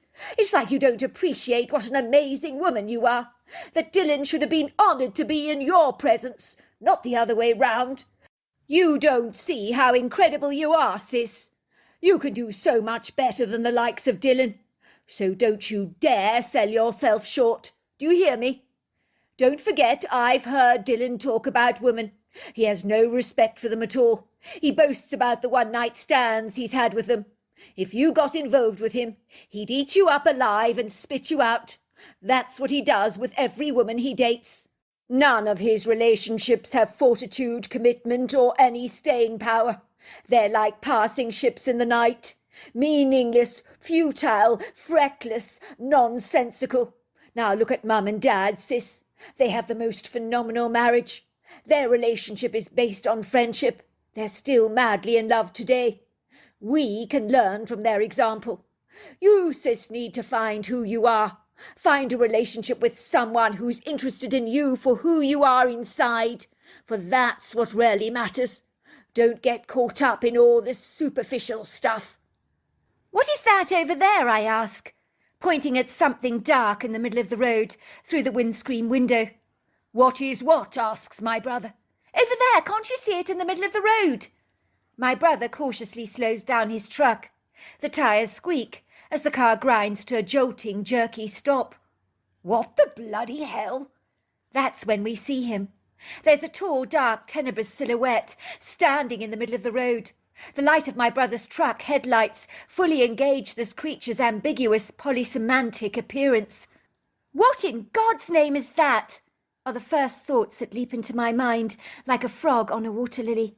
What I'm seeing is so terrifying, so bewildering, so startling, that for a moment I hold my breath, as if I'm being submerged and tossed under the water by a large, powerful, forceful wave. My heart is whipping in my chest like a rotary beater on full throttle. My chest tightens significantly. My brow glistens with sweat, while the hairs at the back of my neck stand up on edge like hedgehog prickles. Never before has fear seized my body with such a physical, jarring force. I feel as if I'd been tasered by a stun gun, become disorientated and confused. My brother's eyes have grown so large. He gawks at the creature in total astonishment and befuddlement. I can hear his heavy breathing. If I'm not mistaken, I think I can also discern the rapid walloping sound of his own heart, crashing like the ocean waves against his chest wall. It is as if for a moment we believe we're being ensnared or incarcerated in a nightmare from which we will surely awaken. But the reality dawns on me, like a blinding revelation, that this is no spurious illusion. What we are beholding is not a hallucination, or an obscure vision. It's hauntingly real. The hideously ugly, grotesque creature towers at about 7 foot tall, with a powerful chest that tapers down to a slender, rather tiny waist, and long, lanky legs. He has human-like hands and feet, with talons for nails. His face is human, but with a dog-like muzzle that reminds me rather of a wolf. He has a long, swishing tail, and when he walks and the tail flickers and he becomes angrier, it becomes more agitated, and the tail almost curls up. He stands up proud and tall on his 2 feet like a man. He's covered in dense, thick black hair that glistens under the silvery shadows of the moon and the bright, dazzling headlights of our car. The creature stands in the road, glaring at us through his bright red, monoecious eyes. He retracts his lips backwards to reveal his jagged, sharp, white canine teeth that protrude violently from pink gums like ivory knives. The creature screams. The screams morph into a growl. His screams are ear-piercingly shattering. They're reminiscent of an ambulance siren, only far worse. He's now leaning over our car bonnet, glaring in at us through the glass pane. Oh my God, is this really happening to us? Please God, no, this isn't happening. No, this isn't happening. But it is. I can see foaming white spittle forming on his lips, while his wide nostrils flare. He is sniffing loudly, as if he's smelling us. He begins to salivate and drool. Long droplets of gelatinous spittle begin to trickle down the windscreen. It's disgusting. In my opinion, it's as if he's dreaming of a juicy steak, and he's seeing me and my brother as that juicy steak that he really wants to get his teeth into. I get the sense he's hankering to eat us. The malevolent expression he's wearing on his face is so sharp and cutting, it saws through bone, marrow, and sinew. We get the real impression that he's filled with an immense Luciferian kind of hatred towards us. If you were to tell me he was a demon that was conjured up from the fiery pits of hell itself by Satan worshippers, or summoned up by the use of a Ouija board, I would absolutely 100% believe you. I can see this creature gets off terrorizing us, as if he's revelling and delighting in our fear, is almost drinking and lapping it up like a sweet bouquet, like a fragrant honey or a rich floral nectar. The creature grabs the bonnet of the car. With his thick fingers that rather remind me of stubby chipolata sausages, he scratches and claws the pristine metal of my brother's car, up and down with his scissor-like razor-sharp claws that he flexes, rather reminding me of a lion's. With little trouble he peels away the green paint, all the while scrutinizing our reactions, tasting our terror, as if revelling in delectable mouth-watering hors d'oeuvres on a dinner plate. I'm frozen in absolute terror, like a wax statue at Madame Tussauds, as in this moment every tense muscle in my body has become rigidly inactive, impassively benumbed, as if fear itself has quite literally hijacked every single cell of my body, incarcerating my whole being, for I seem unable to flinch even, not even flicker an eyelash, or even twitch the corners of my mouth. I have never felt such an all-consuming, pathological fear, fully capable of enervating me. The creature's growling is relentless. He sounds like an aggressive Rottweiler dog, in the throes of a vicious attack. But these growls, oh, there's nothing like them. They're 1,000 times more vicious, more intimidating and threatening than any dog's would be. With every brow-beating growl, it certainly feels as if the serrated knives of his teeth are piercing and tearing through our flesh. It's a tormenting, daunting and traumatizing experience, of which I hope I will never have to repeat. I notice the eyes are black as night. There is no warmth in their depths, not even a faint glimmer of humanity, not a trickle of kindness. At home we have a dog called Bella with black eyes, but you discern love, beauty and adoration in their depths. By contrast, this creature's black eyes reflect like mirrors hell and damnation. The creature wears his iniquitous, menacing energy, rather like a dark cape around his shoulders that envelops him. He begins to slam his knuckles into our bonnet, making huge dents in our truck, as if it's an amusing game to him. Bang, bang, bang, bang. The clamorous sound goes right through me, like a jackhammer drill. All I can think about is, when is this going to be over? Are we ever going to get away from this monster? And is he going to kill us? Graphic images torment my mind. I have haunting visions of our car being found smothered in our own blood, with globlets of jellied body parts lying strewn all over the road, the remnants of our physical bodies. I can see the headlines graphically in my head of the newspapers. Bizarre, mysterious killing of Huntington siblings, the remnants of their bodies lying scattered over car seats, and strange scratches discovered all over the car. What manner of beast could have killed these innocent victims, who were just innocently going for a drive?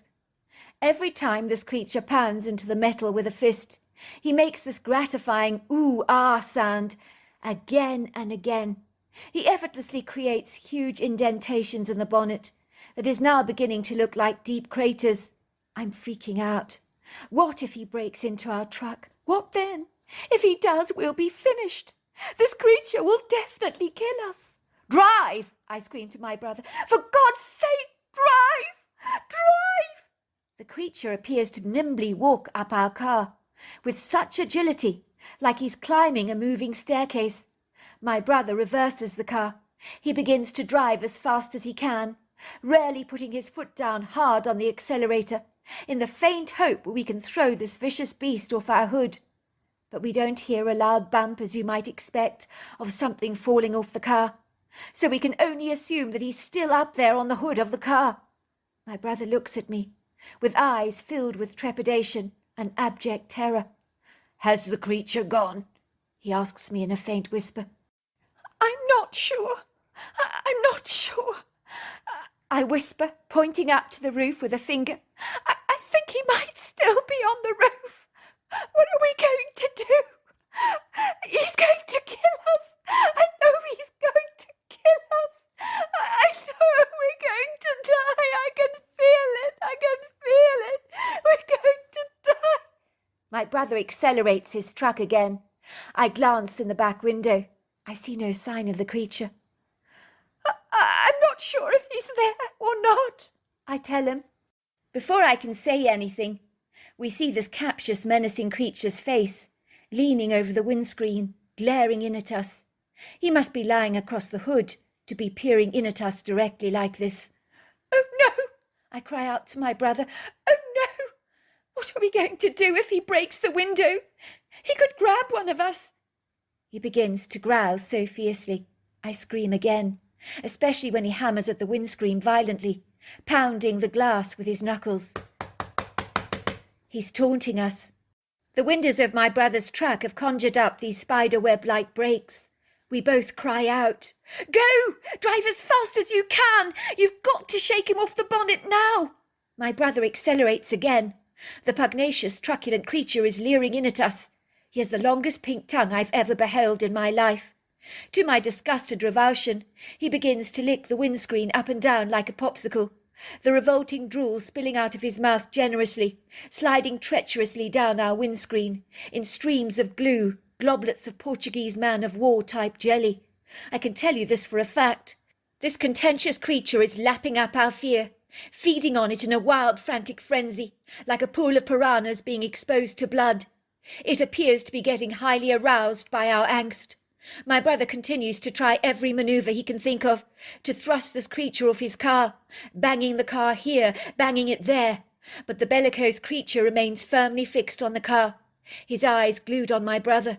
In a trice, my brother stops the car, very suddenly. What the hell is going on?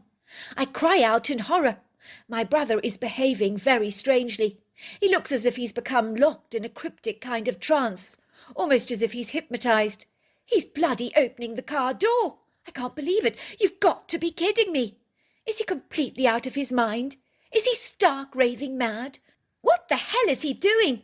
I try my level best to stop my brother from opening the truck door by thrashing him with my arms as hard as I can. But it's a futile, impossible struggle. My brother is a lot stronger than I am. and despite my desperate protests, it's as if they fall on deaf ears. He pushes my hands away. Finally, he opens the driver's side door of the truck. I watch agog. My brother walks towards this monstrous beast, like a prey to its predator, with an unfazed, undaunted expression on his face. But his eyes appear like glazed marbles, as though he's locked in a trance. Now he's standing in the middle of the road. The creature is pouncing on top of him, flinging him violently onto the ground with one hand. This is not happening. Please, God, this isn't happening. This isn't happening. What am I supposed to do? I spontaneously jump into the driver's seat, my hair standing up on the back of my neck. If I don't do something right now, this creature is quite literally going to kill my brother. I need to run him over, crunch him to death with my wheels. My heart is pounding, my mind racing. My stomach feels as if a hive of hornets is buzzing around my guts. I press my foot on the accelerator, driving my brother's car forwards. The creature quickly, artfully stands behind my brother, who's lying on the ground like a steak on a plate, waiting to be consumed. The creature's face looks triumphant. He knows that for me to successfully get to him, I have to run over my brother first. Oh, my word, what am I supposed to do? The creature is bending over my brother, when quite suddenly I hear bang, bang, bang, and then the creature falls back. He's lying there dead on the road. I feel the relief wash over me, like a tsunami of joy. Two men in army uniforms with high-powered rifles come running towards us. "Sorry about that," says one of the men, grinning at me through the car window, which I quickly wind down. "Are you all right?" he asks me, looking at me with a concerned look on his face. I think so. I think so." "Good. I'm heartily relieved to hear that. You're lucky we got here in time. A local woman phoned emergency services half an hour ago. The information was redirected to us forthwith. She reported seeing a monstrous wolf-like humanoid looking at her through her bedroom window. She was terrified, certain that the creature was going to eat her. They live a mile up the road. We got here at once. We've been searching the immediate vicinity. Her husband was apologizing profusely to us, telling us that his wife has a vivid imagination, was clearly seeing things. But based on her excellent description, we knew exactly what she'd seen. We've been looking for this critter for a while. He ate a lady last week, so he's got a taste for human blood. We found her remains on the beach last weekend." I stare at them in abject horror. You've got to be kidding me. What is he? Is it a Bigfoot? "Sorry, love, that's classified information that I'm not at liberty to reveal to you. I've already said more than I should, which will not please my superiors. Who is that lying in the middle of the road?" he said, looking at my brother lying flat on the ground. "He is all right, is he not? I forgot the marksman was saying he had to avoid hitting a human on the road. That must be him. What's he doing there?" "That's my brother. I think the creature locked him in some kind of a trance." "Get Rolf now," says one of the men. An army vehicle trudges down the road. Rolf jumps out of the door and dashes over to my brother. Well, I assume his name is Rolf. I watch him lifting my brother up in a seating position. He's waving his hands across my brother's eyes. I think this gentleman is bringing my brother out of his trance-like state. I can see my brother looks like himself again. I sigh with relief as his glassy, glazed eyes appear to breathe with new life. Rolf slaps my brother affectionately on the back in a friendly gesture. "You'll be as right as rain now," he tells him. My brother looks somewhat bemused. Rolf returns to the army vehicle. The army guys jump out of the vehicle, hauling the dead creature onto a gurney, throwing him into the back of their truck. I can hear some loud exclamations, and one man's voice saying, "Ugly-looking thing, isn't he? Positively terrifying, like something you'd expect to see in a monster movie." The army guys eventually hoot and wave at us. They're very friendly, but they drive away quickly in their truck. "Move over, sis. What are you doing sitting in the driver's seat?" He pauses for a moment, looking rather bewildered. "Come to think of it, why was I sitting in the middle of the road a moment ago? With that army dude? Why did he say I would be all right? What were they putting on a gurney a moment ago? Did something die?" My brother looks befuddled. He glances at the car bonnet through the windscreen and says, "What the hell happened here? My car is so scratched up. The window's all broken. I now realise that my brother doesn't remember a thing. I look at him in amazement. You mean you don't remember anything? Well, I remember going for a drive. We were discussing Dylan, were we not? But I never remember my car being beaten up like this. What happened, sis? Put it this way, you're lucky if you can't remember, bro. I'm not going to tell you. He looks perplexed. What's the big secret? What are you keeping from me? Go on, tell me. Don't leave me in the dark like this. Nothing, I say. But let's just say some things are best not remembered. Believe me, this is one of them. To cut a long story short, my brother never did regain his memory in regards to encountering that strange, incongruous creature on that inauspicious night, and I'm glad about that. I have no idea what it was, but it is, without doubt, the most horrifying creature I've ever beheld in my life. But those informed army soldiers seem to know exactly what it was. In regards to the delectable heartthrob, Dylan, on the Huntington beach, I regret to tell you he did have an accident that changed his life 5 years after my strange encounter. One day late at night he accidentally jumped into a friend's swimming pool without realising it had been drained of all its water. He was lucky, as the condition could have completely paralysed him, but he was left with one leg completely crushed and so badly damaged it couldn't be saved. So he had it amputated below his knee. It was amazing how the women who had thrown themselves at him all over the years no longer swooned over him like a hive of honeybees. I remember seeing him walking along the beach on his own, looking dreadfully sad. I felt sorry for him as I watched him hobbling over the sea sand. He was adjusting to life with one leg. It can't have been easy for him. It would seem he was no longer wearing that cocky, arrogant, aren't I God's gift to woman kind of look. Hi, I say, running up to him. How are you doing, Dylan? Long time no see. I'm so sorry to hear about your dreadful accident. Do you mind if I walk along with you? He looks at me in surprise. You want to walk with a cripple? Be my guest. Now, don't you dare put yourself down like that. I remember there was a time you thought you were the coolest dude on the ocean's surf. And actually, you were an excellent surfer. I know I was an arrogant prick back then, he admits to me. Although underneath it all, I was never that confident. It was all just a big act. Sometimes, because you're walking around the beach with a surfboard under your arm, everyone thinks you're so cool. But it doesn't actually mean that underneath all those layers, you actually feel all that confident. I had huge issues with my self-esteem back then. I admit the girls threw themselves at me. I did enjoy the fuss and the attention. It boosted my ego. Of course, these days I don't get fussed over nearly as much. People take one look at my leg and run a mile. Sometimes I feel like I'm Freddy Krueger. You shouldn't take it so personally. People can be rather squeamish about missing legs and stuff like that. But you're still exceedingly handsome. That hasn't changed. And it doesn't matter a jot that you're missing a leg. I wish everyone thought as you do. Let's go and sit over there on the beach, I suggest. Dylan looks at me gratefully, as if he can't fathom that I'm prepared to spend any time with him. Is he crazy? Does he really think he's less a person because he's missing half his leg? By all accounts, he's still a very attractive man.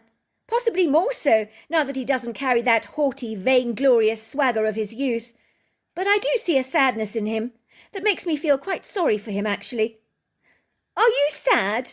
Are you sad that girls don't throw themselves at you anymore? I ask curiously, wondering what it must be like to have the opposite sex drooling over you all the time like a delectable cake in the bakery. I'm not sure I would personally like it myself. It must get frustrating at times. No, I'm not really. Most of the girls that threw themselves at me were rather shallow. They were only interested in my biceps and physique. They didn't give a toss about me, really. You knew that even then? That they weren't interested in you because you were the coolest surfer with a hot body? You knew that? Of course I knew that, he says to me. You always know what a woman is after. It's not rocket science, you know. Does it upset you that you aren't able to surf anymore? It must be a real bummer for you. I mean, let's not kid. You were incredible to watch out there on the ocean waves. Sometimes I would watch you from our home in the telescope. I would just be in absolute awe. You were one of the finest surfers I've ever seen. Yes, I miss it a lot, and thanks for that. But one day I might be able to surf again, even with one leg. Well, so I'm told. I'm sure you'll still be brilliant. You've got great balance. Can I see your new leg, I ask. He pulls up his pants and I see his fake leg. It's rather impressive looking, I say. Science certainly has come a long way with the bionic man. There would have been a time when your leg would have been wooden, you know. Does it actually hurt? Tell me about it. I'm glad it's not wooden. But boy, it does give me grief. Sometimes it aches a lot, when it chafes against my skin. I've also suffered from phantom foot pain, you know, where I have no foot. It's a weird experience. You feel the pain on your foot, but your foot doesn't exist anymore. Well, maybe it's there in your auric field, I suggest. He pauses for a moment, his eyes fixing on me. Do you remember that day? Must have been about 5 years ago or something. We were on the beach here. Your brother was hovering over us like a vulture. He didn't trust me with you. Oh, I remember that day more than you'll ever know. Actually, it was one of the most eventful nights of my entire life.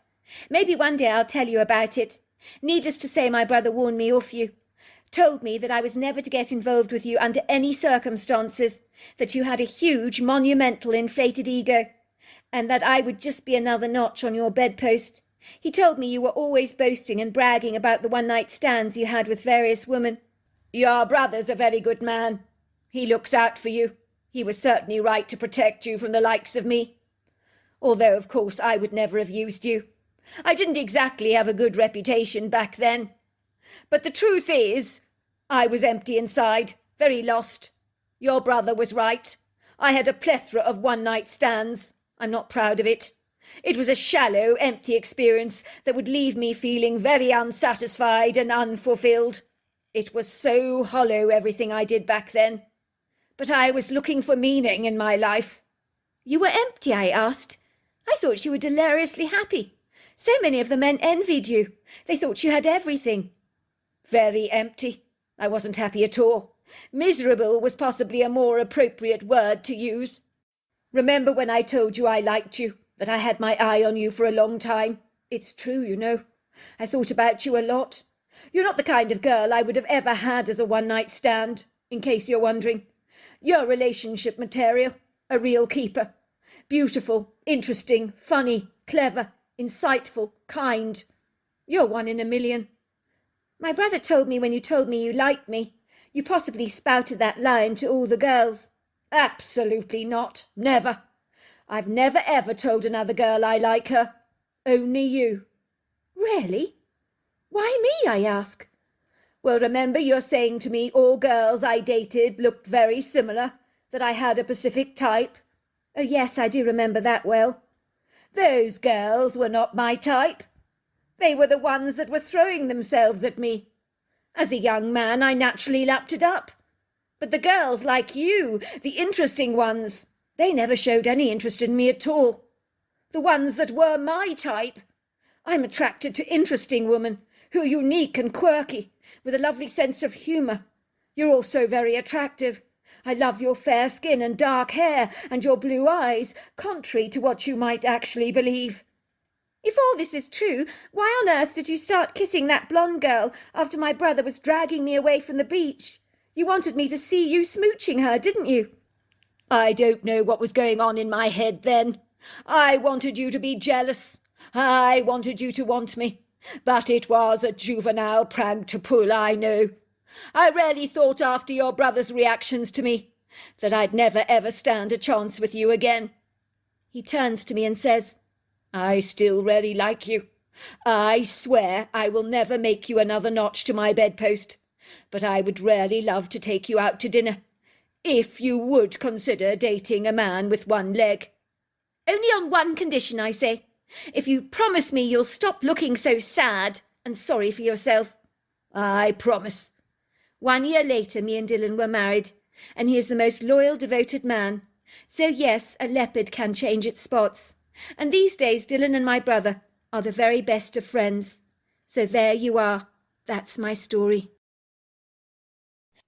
Dear Sarah, and all your lovely listeners, my name is Avery, and my Bigfoot encounter happened on the 8th of February 2019. So in truth, it was as recently as last year. But after the COVID-19 crisis, it does seem like an incredibly long time ago now. Truly, I had never envisaged sharing my incredible story with anyone, because I knew my claims would potentially be dismissed and even ridiculed. You see, I would never have believed my story myself, so why should I expect anyone to believe my story? If someone else were to share my story with me, I would have laughed and said that it was completely impossible for something so incredulous and so far-fetched to happen to an individual, especially someone like myself.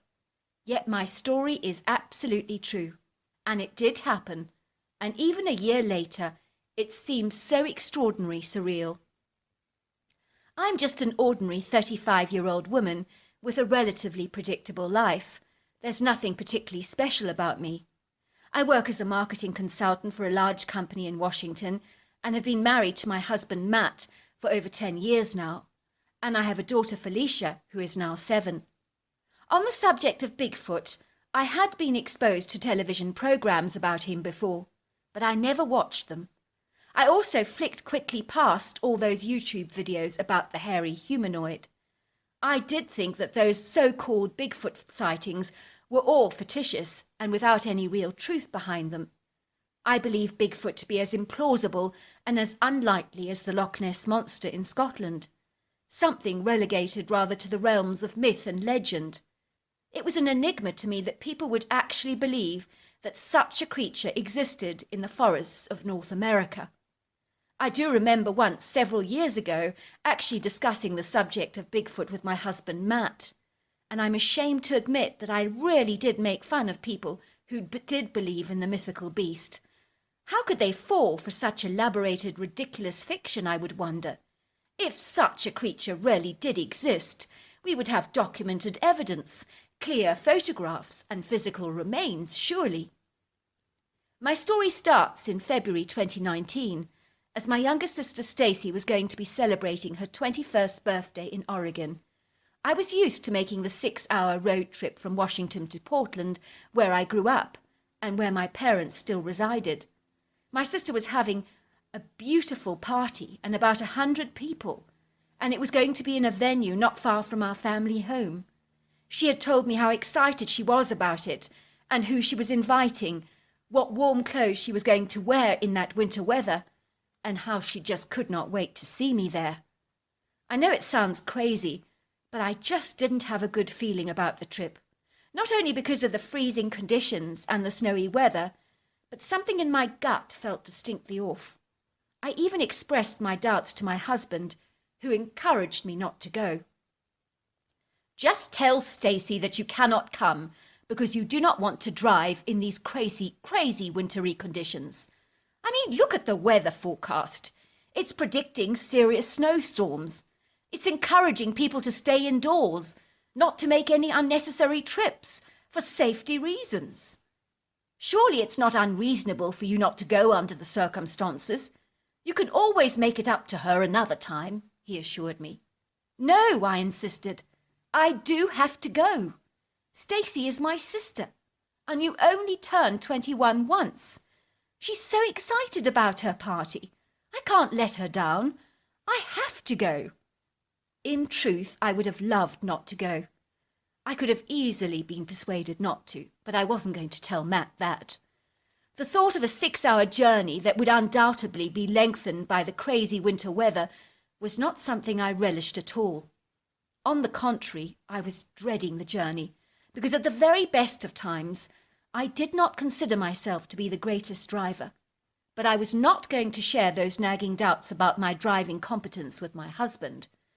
If he had any inkling of them, he would have never allowed me to go.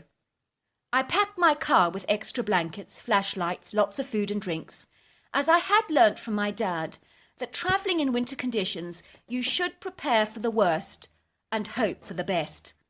I had heard of people that were stuck in snowstorms before with not enough food or drink and only having the clothes on their back to keep them warm.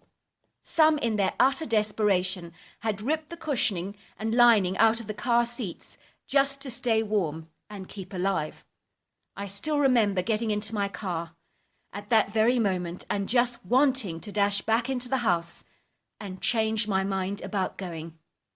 I resisted that overwhelming temptation, and I started driving through Washington. And I was already struggling with the dreadful snowy conditions out there, and I'd only just left the house. This did not bode well for a good start. The weather was utterly horrendous, and the radio announcer was urging people to stay indoors. Folks, it's only going to be getting worse out there, so please stay indoors and keep warm. People are sliding in their cars all over the place on those icy roads, and there is mayhem out there. Do not leave your home unless it's an absolute emergency. A 20-mile stretch of Interstate 90 may be closed shortly due to spinouts and poor visibility. The weather out there is treacherous, folks, and the snowstorms and blizzard-like conditions are causing major collisions. So hang in there, folks, and don't take any unnecessary trips. I switched off the radio and tuned into a musical station. It was chaos and bedlam on those roads, and even driving through Washington, I had experienced some really slippery conditions and some near misses with other drivers, some who had hooted at me furiously, and others who had waved their fists at me angrily. Was I really such a dreadful driver, I wondered. I consoled myself these horrendous wintry conditions would have made the hardened, most skilled drivers actually lose control. The snow was just falling down heavily, and the winds were punneling the windows of my car, causing absolutely everything to rattle and shake under its thunderous vibrations. Visibility was greatly impaired, and it was hard to make out many of the cars in front of me, as everything was so foggy and covered with this white vapory mist that was very hard to see through. The snowing was relentless, and in some areas it was reported that there were 6 to 10 inches of snow on the ground, making the driving conditions hazardly treacherous. I was really beginning to regret not taking my husband's wise advice. My car was now driving up this narrow, windy road that was set against a high mountainous outcrop on one side and over a very sheer rocky cliff face on the other side, which dipped down to the lower forested valley. I was beginning to fear this road that I was driving up, because the snowy conditions, punneling relentless winds, and poor visibility had become a huge headache for me, and it was all I could do was to keep my car from sliding all over the place on this sheer drop. I knew now how crazy I was to be driving in these ghastly, appalling conditions. I really did need my head examining. Then it happened, and these were the longest seconds of my entire life, when everything became slow motion as my car skidded, somersaulted, and flew off the narrow road and went tumbling down the cliff to the lower valley. I remember my life flashing before me like a video of very fast images all of my life, and I knew quite suddenly that I was going to die. As weird as it may sound, in those final seconds, I became resigned to my plight, fully expecting to die on impact, and literally coming to terms with that reality so swiftly. It was now all out of my control, and I knew that I was powerless to change a thing. I squeezed my eyes as tightly as I could, and I braced for impact, and it happened. The car rolled over a couple of times, and then there was a thunderous, almighty crash. Then all became very still. But I remember hearing the bird song in the valley, so sweet and so pretty against this violent assault of crashing heavy metal on this peaceful snowy clearing. I could not believe I was still alive, but I was bleeding from a gash in one of my arms, and my legs were trapped between my seat and all the crushed metal. The good news was that my legs did appear to be fine, because I could move them, but the pressure of the heavy metal on them was causing them to go numb and lose feeling pretty quickly. Even so, every part of my body ached, and I was in dreadful agonizing pain, because I felt as if I had been through a food processor. I was that beat up, and everything hurt, from my aching head to my bruised feet. I couldn't get out of the car. I was well and truly trapped, and I realized that my cell phone was buried beneath the metal somewhere and was simply not retrievable, so I couldn't call anyone for help. There was no point in screaming or calling out, because no one would hear me. I was certain of that. There was not a soul in sight. I was in a very remote valley. My car was lying in a wooded clearing surrounded by tall, majestic trees that would easily have hidden my car from passing drivers. And I knew no one would have seen my accident, because I was the only driver foolish, stubborn, pig-headed and impulsive enough to drive up that sheer cliff face to start with, in such hazardous conditions. Everybody else clearly had a lot more sense than I did. I found myself drifting in and out of consciousness, so I figured I must have bashed my head a little and sustained some concussion. It was freezing, and I was starting to shiver with cold, but I had no way of retrieving my food parcels, drinks, or warm blankets, because they were all in the back area of my car, well beyond my reach. I could not feel my legs anymore, and I was experiencing the most awful pins and needles as the blood circulation was starting to become cut off. Everything in the valley was carpeted with thick layers of white snow, and it clung to the trees like fragile Christmas decorations. It was amazing how beauty could so often mask the treachery of these frightful conditions. The heavy snow continued to fall relentlessly, and the howling winds rattled the wreck of my car. All I remember from that point on is my whole car being moved. I could hear noises of metal being pulled apart, and in that semi-conscious state I felt sure I had been found and that the jaws of life had been used to retrieve my body. I could feel my body being lifted out of the car and my legs suddenly being freed from that metal trap. I could feel the cold blasts of icy freezing air against my face. I sensed I was being carried away by very strong arms, possibly to a waiting ambulance, so I thought. That was all I could actually recall. I remember slowly waking up. My whole body was aching with pain, and I was groaning in agony. And I looked up to find 3 pairs of brown, earnest eyes staring down at me. I started to scream. I was terrified. These creatures were monsters, I thought. What on earth were they? My heart was throbbing violently in my chest, and I was certain that this was all a dreadful nightmare. Surely this could not be real. The biggest creature, seemingly the alpha male, was easily 10 feet tall and 1,000 pounds, but the smallest was only 4 foot. The creatures were covered in long human-like brown hair, and the only way I can describe them is being like a humanoid ape. The ape-like qualities were seen in their very long arms that reminded me of a orangutan monkey, only infinitely more human-like in appearance and a lot bigger. Another thing that struck me about the creatures was their sheer overall width, size and weight. I mean, they were hefty creatures, but agile and graceful despite their huge size. All of them rippled with muscle that you could see moving under their hair, and they had massive shoulders and cone-shaped heads with a tiny little point at its peak. I watched the female creature push the other 2 hairy humanoids away from me. She didn't want them to overcrowd me. It was like she was taking charge of me. I knew she was female because she had breasts that were covered in hair. I noticed that she had a very serene, gentle nature, and she appeared to be very kind and caring. As I observed the creatures, I discovered they meant me no harm, and were actually trying to help me. I realized in shocked horror that I was in a cave somewhere with a family of Bigfoots who were watching over me. They had retrieved all my items from my car, like my blankets, drink and food, which they had placed right next to me. But sadly, there was no sign of a cell phone, which was a disappointment to me. I cried out in pain as I felt all the terrible shooting pains bubbling up in my body like volcanic eruptions of molten lava that could not be calmed or stilled. It was excruciating, and I was desperate for some painkillers. As if sensing my need for pain relief, the creature gave me some leaves to chew. She put some in her mouth to demonstrate to me, and then pointed to the area on my hip that I had been clutching with agony. I was willing to try anything, so I obediently chewed the leaves, and I kid you not, within 5 minutes the pain dissipated. To this day, I have no recollection of what those leaves were, but I want to tell you this: they work more brilliantly than any painkiller I have ever used in alleviating my pain.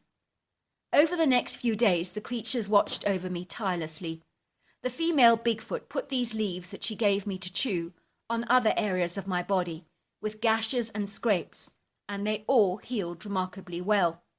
I did sleep most of the time as I had so little energy, but I sipped my drinks, ate a little food, and covered myself with my warm blankets. I think I was too grateful to be alive and too comatose to really care about being stuck in a cave with a family of Bigfoots. I did not spend much time alert in the Bigfoot's cave because I was in a concussed state most of the time, but when I was awake, I would sometimes see the creatures chattering among themselves in a strange language. The mother Bigfoot simply adored her little child, and she was always stroking its hair and cradling it in her arms and chattering to it in very soft, loving tones. She would also ruffle through the folds of his hair, removing nits, thorns, and leaves that had got caught up and tangled within its layers. The young Bigfoot loved playing on the cave floor with sticks and pebbles, just like a kid does with Lego blocks, and it was always chuckling to itself in delight. I remember giving the Bigfoot some of my salted potato crisps, which they loved, and they were smacking their lips with pleasure afterwards. I think they enjoyed the saltiness and the crunchiness of them, and they liked eating them alongside the dead squirrel that they would share and pass between each other like a large hot dog. They did not like the chocolate that I offered them, but spat it out in disgust. The little kid loved playing with my empty soda bottles and my crisp packets for hours on end, and he was fascinated and intrigued by them, and particularly enjoyed the rustling sounds of the crisp packets, as well as squeezing the plastic bottle in his big hands and moulding them into different shapes. He twisted one of those cola bottles into the shape of a tree, and it was brilliant. I've never seen someone manipulate plastic like that. I think he must have had incredibly strong hands to do that. I do not know how long I was in that Bigfoot cave, but it was possibly a few days, maybe 3 or 4. Once the storm had subsided, the Bigfoot male, who had been very quiet during my whole stay, came and picked me up in his big bare arms. I should have been terrified, but I knew that these amazing creatures meant me no harm, and I had learnt how incredibly intelligent and human-like they were from my observations.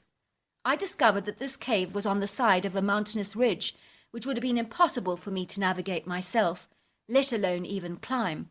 For me it would have been a physical impossibility.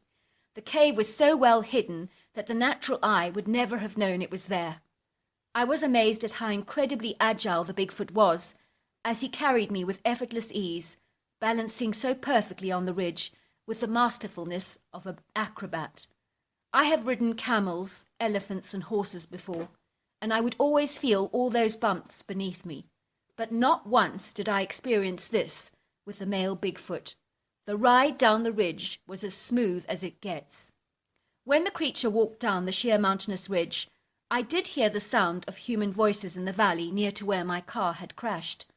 I could hear a voice saying, "How the heck did she get out of here? It seems like the metal has been pulled back around the seat area," said another. "It's not humanly possible to do this." "The big question," said another, "is, where in God's name is she? That's what I want to know." The creature put me down on the ground and pointed towards the voices, and then he glided away and vanished from my sight. I was actually sad to see him go. In a strange way, I had grown attached to these remarkable hairy giants that had shown me such gentleness and compassion. I cried out to the human voices, which turned out to be the police who had discovered my wreck and were searching for me. They were amazed to see me in such good nick and asked me so many awkward questions, but I kept my mouth firmly shut. I was not going to give those Bigfoots away, so whenever they asked me something I didn't want to answer, I just said I can't remember. I sincerely doubted that they would have believed my crazy story anyway. To cut a long story short, I spent a couple of days in the hospital, and then I returned home with a clean bill of health, suffering no long-term complications, which was miraculous in itself. I was sad that I had missed my sister's 21st birthday, but delighted to have had my life saved by those Bigfoots. If I had been left in that car, the blood supply to my legs would have been cut off by that crushed metal, and I would have been in serious trouble. I doubt I would have survived. The police could not understand how I'd got out of all that crushed metals, and how it had been pulled back so effortlessly to release my trapped legs, and how I had not frozen to death in the icy conditions that I was exposed to. They described my story as that of a miracle. So there you are. That's my story. And even my cynical husband believes me, because he knows I would never have made this up. I truly believe that Bigfoot family saved my life. And this revelation has gladdened my heart and made me realize that there is so much good in this world out there. Well, hello there. I hope you enjoyed the Omnibus edition. We've got many more coming our way for you to listen to. Sending you love wherever you are in the world, in North America, Canada, Kenya, wherever you may be. I send you lots and lots of love. Thank you for listening to my Omnibus, and I really do hope you enjoyed it, because that's the whole idea about it, is to give you some interesting stories to listen to. So until next time, goodbye and good night.